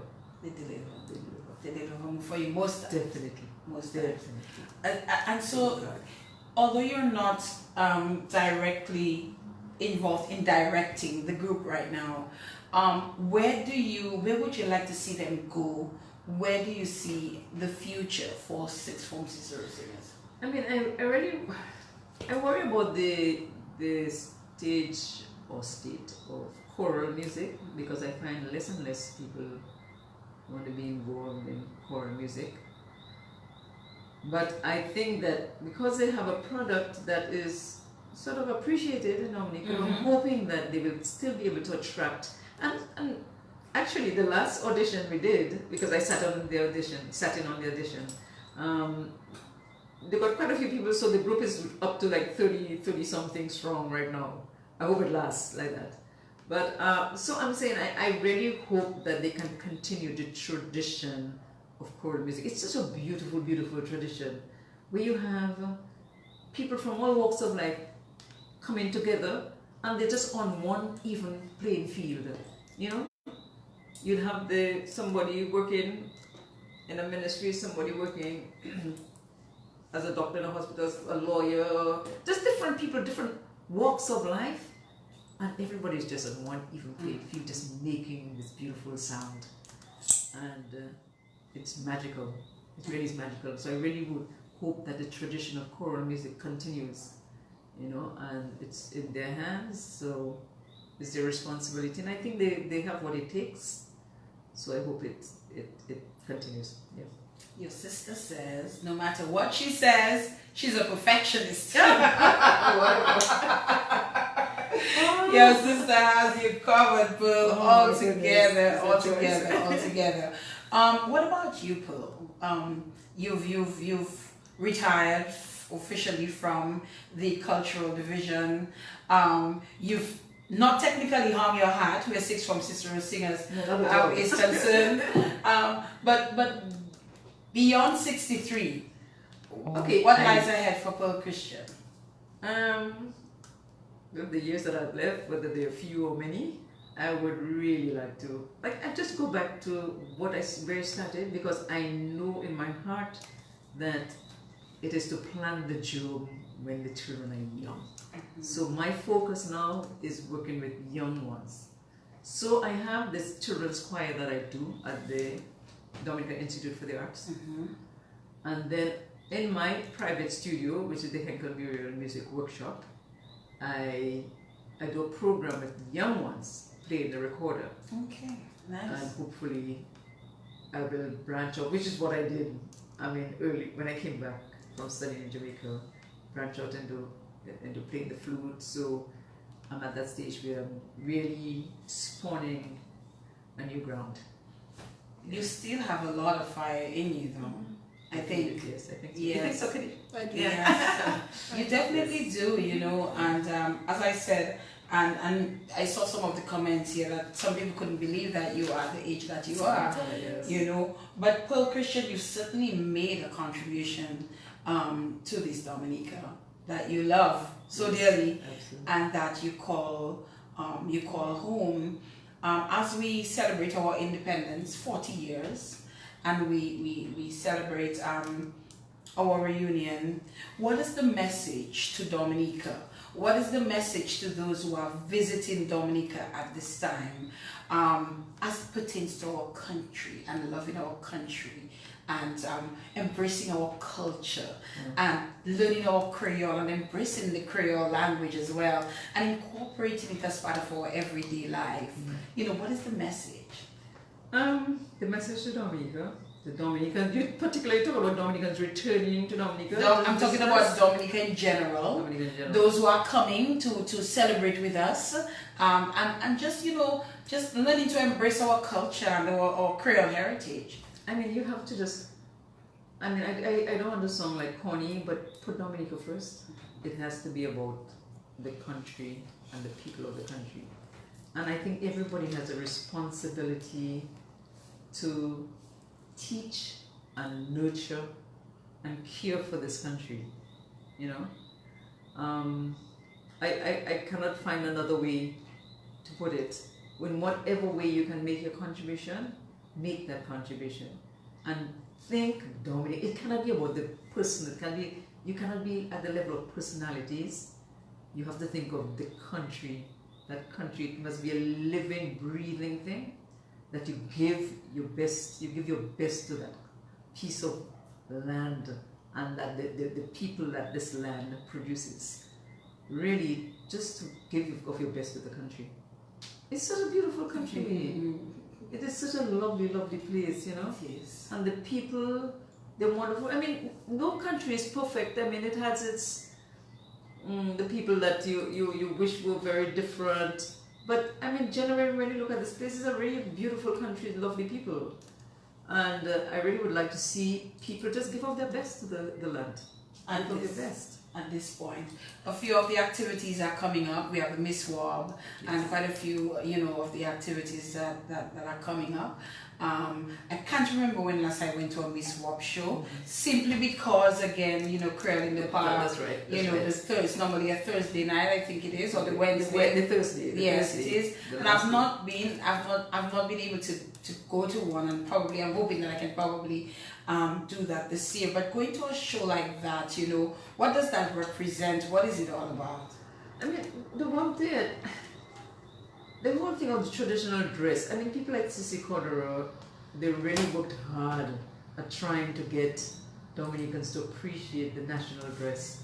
And I think the Cultural Division has put a lot of resources into focusing the mind of the people on the traditional way. And you can see that now. When you look at Creole Day, although the traditional dress, there's less of that. I mean, you see maybe not as many people in national wear as you'd like to, but you cannot doubt that there's a consciousness, you know, Madras being the signature material. There's a consciousness that this represents, like Dominica, it shouts Dominica. And I think people really making a big effort to sort of just lift that which we call Dominica, that which we call Dominican, and I think people are making a big effort. I wish maybe we would do more of traditional wear, And then, of course, the Warp Jet show has done a lot to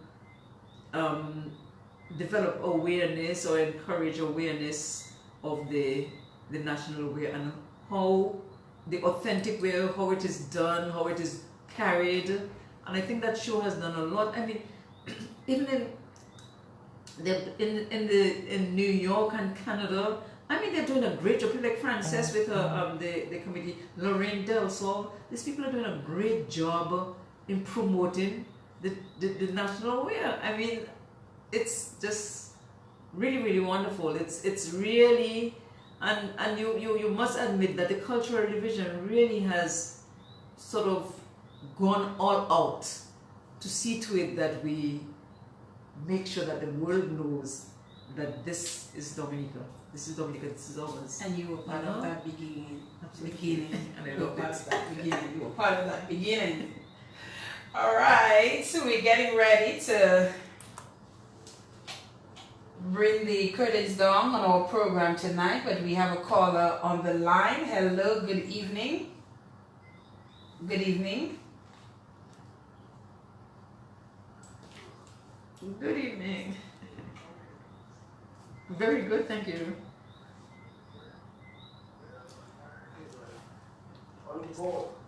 Yes.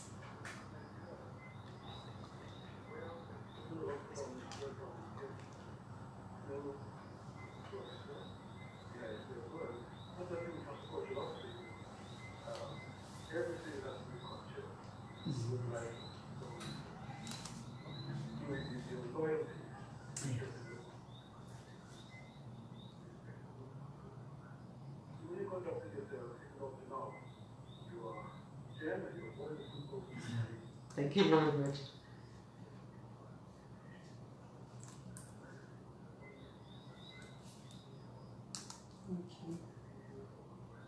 Absolutely. Thank you.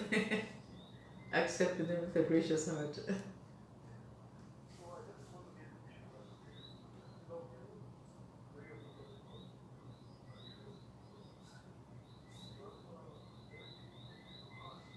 Mm.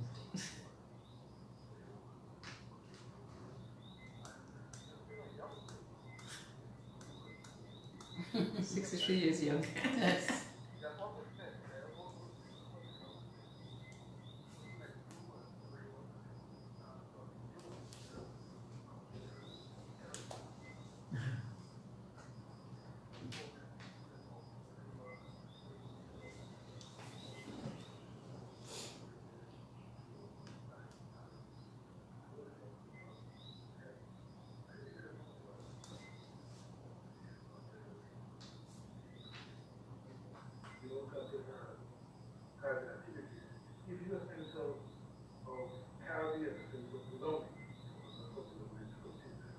Certainly.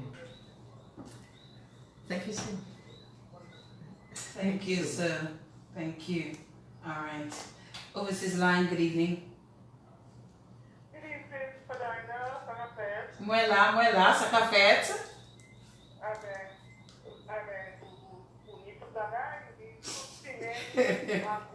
Miss Noreen.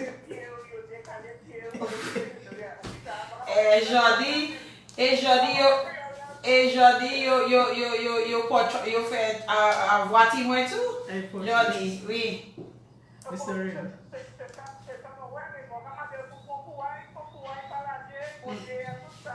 Moi là.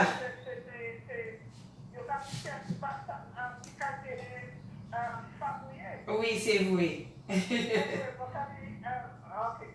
You can take your English now. Let's go. Noreen. Miss Noreen, how are you?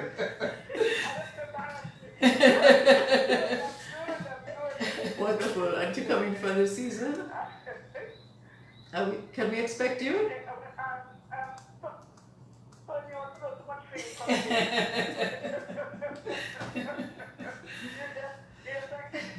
I know he was your good friend. Yeah, anyway, it was a wonderful program, and humble as usual.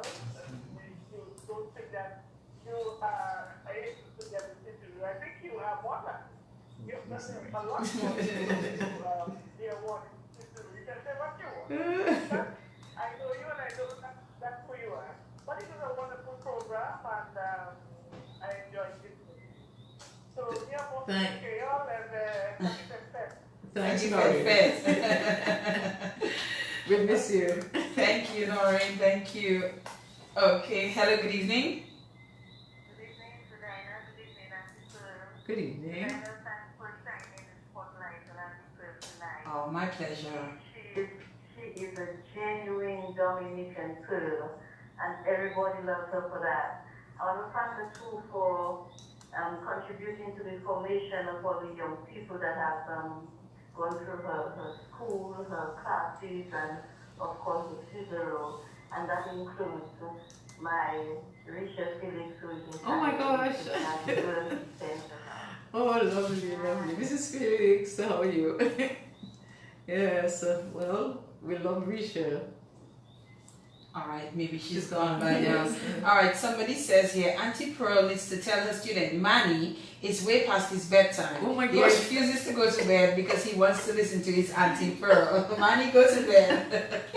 All right, Manny. Hello, good evening. Hi, good evening, Pearle, and then Sudaina. Good evening. Good evening. Each of me might not call and just congratulate you. I mean, all the previous callers have really highlighted some of the things I wanted to mention. This lady has been so much a gem. In fact, no disrespect, I was saying to my wife the other day, you know, the next word is going to be Miss Pearle, and every time she does it, Oh my gosh. we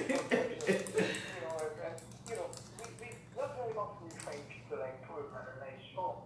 So if she really wanted to be married, she would have been, but my goodness, you have always been, No time. a real sweet lady, and you have done so much for culture in Dominica.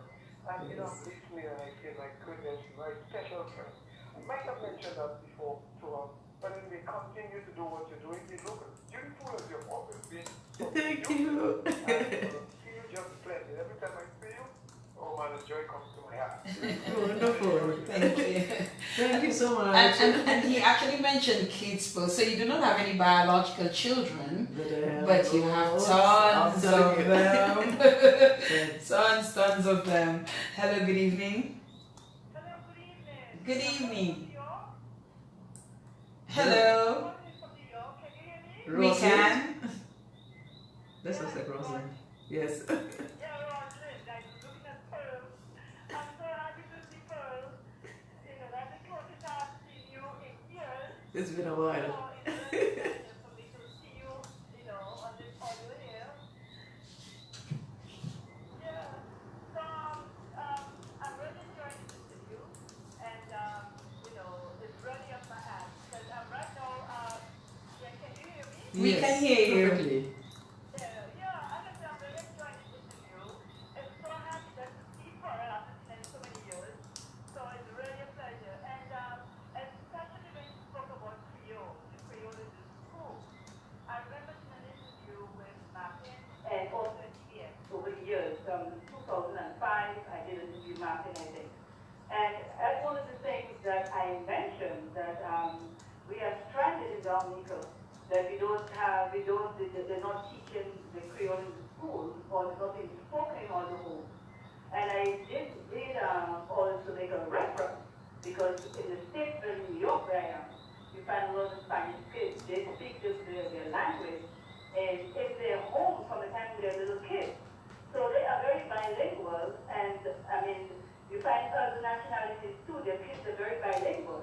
Yet, we Dominicans, we're supposed to know part of the French or the Creole, and we don't speak the language, and it's really a setback for the young ones or for Dominicans traveling abroad. They can't speak their own language. And I did make a big mention of that, and hope at the time that they would, put in the curriculum in Dominica in schools. So I don't know, I heard you speak about it, and I don't know where my interview went, because I don't have a heard about the right people, but I think that's where Dominica is lacking. Definitely lacking cultural class, that they have put the cultural language on the back end, and where it would be found, because by right, we supplement the language. I mean, you and I just want to say that when we grew up, we didn't speak language at home. That was something that just didn't happen.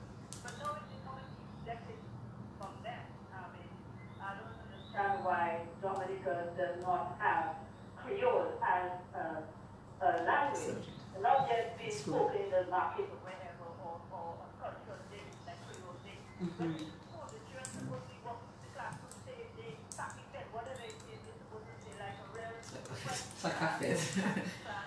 There should be a Creole class. Yes. Well, certainly, They make a mention of that. Okay. certainly, Roslyn. I was saying certainly what you were saying was that if this is going to survive, then it has to be taught to the children. In whatever way, whether it's going to be in the schools, it has to be taught. All right. Rosalind, thank you for your contribution. Thank you for the interview and I keep on listening. Thank you, my dear. Please do. Every Monday night, we're here. Thanks, Roslyn. All right. Good evening. Good. Thank you. And you? Wow, I couldn't get through on the opening line, so I had to call this, but I had to get through from the episode. Okay. I'm calling also from Chicago.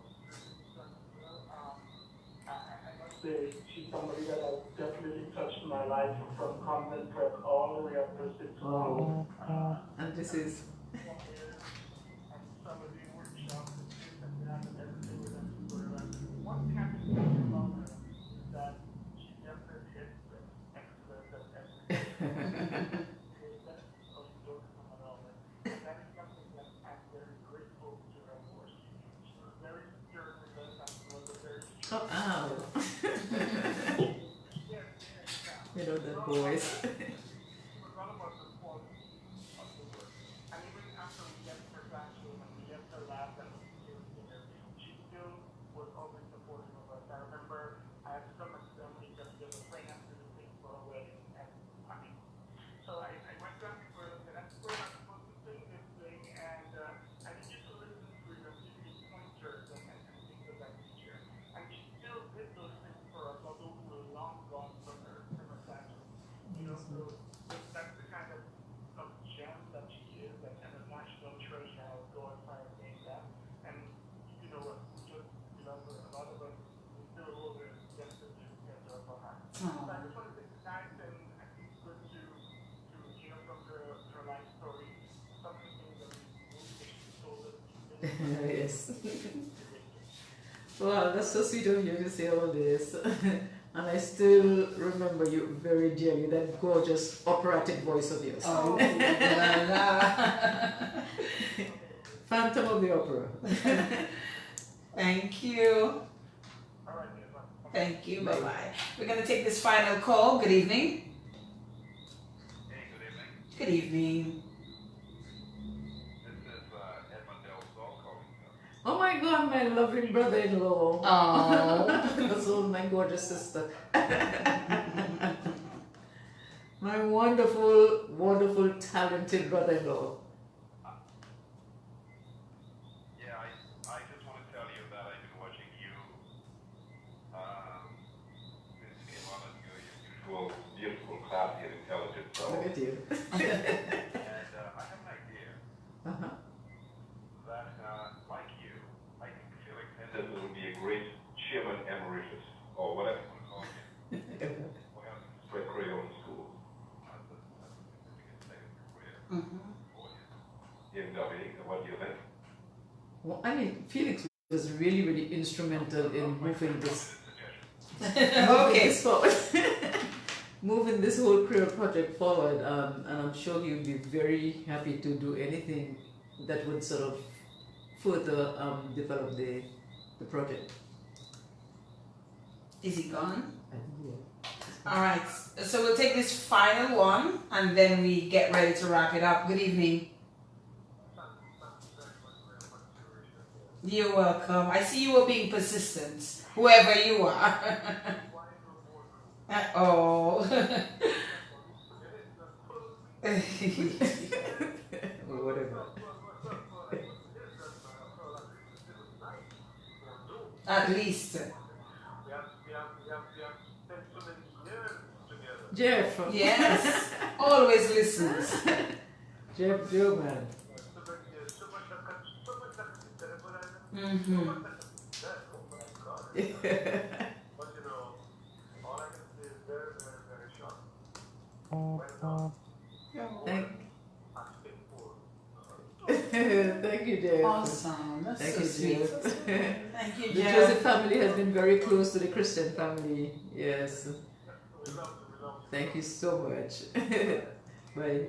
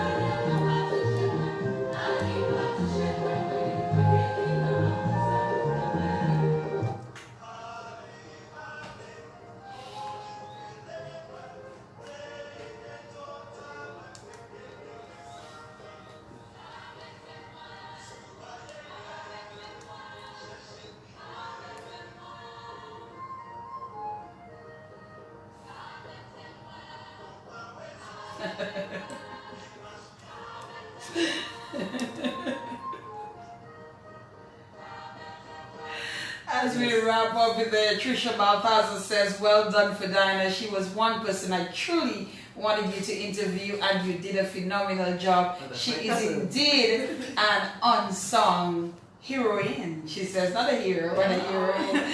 It was just another message there. It was a great pleasure to have tuned in tonight. Thank you so much.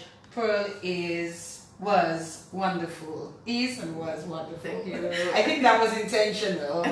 But we have to wrap things up here, and it was an absolute pleasure to have you here tonight. How would you summarize the journey to this point of Pearle's life? Journey one step at a time. It was that kind of journey. You know, I look back on my life and I think, I didn't realize that I had come this way or this, you know, all this way, because I just did it like one step at a time, and I just, in other words, I lived in the present. I just enjoyed every step that I took. So if I had to do it over again, I think I'd do it pretty much the same way. You did pretty much the same way. Yes. Awesome. my friend Glenora Joseph, good night to you, my dear.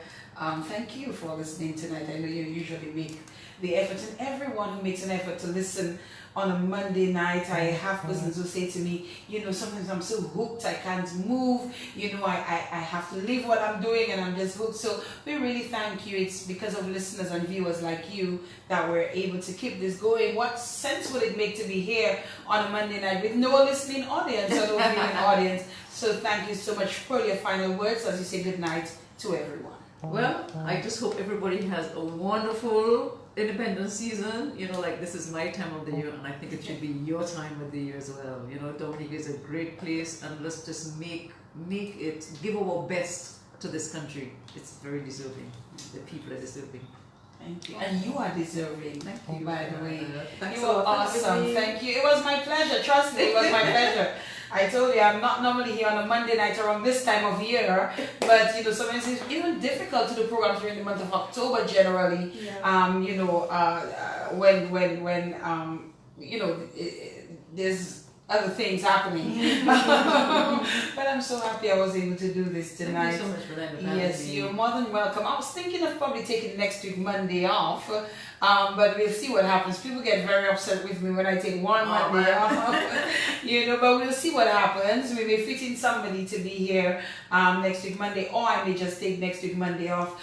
We'll see how that goes, but either way, we have something here for you. Thank you again, everybody, for listening to the In the Spotlight radio show. Thank you to everyone who contributes in one way or the other. Thank you for your suggestions that you make. I try my best to get your suggestions in and on the program so you can get to know about your favorite people. Continue sending in your suggestions. You can WhatsApp me or text me on the 2757565. You can email us at theinthespotlight.da@gmail.com, and you can share your suggestions with us via Facebook as well, if you wish to do so. I had a beautiful time tonight with Pearle Christian. I had a great time.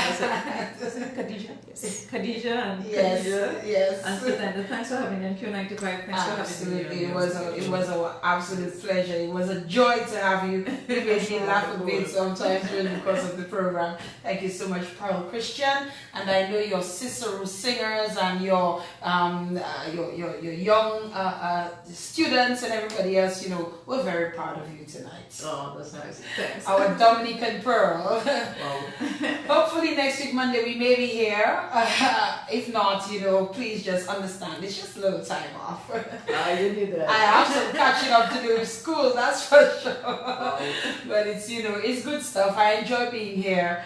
So God willing, we may or may not be here next week, but we'll see how that goes. So until the next time that we are here, do have a wonderful night, everybody. Until next time.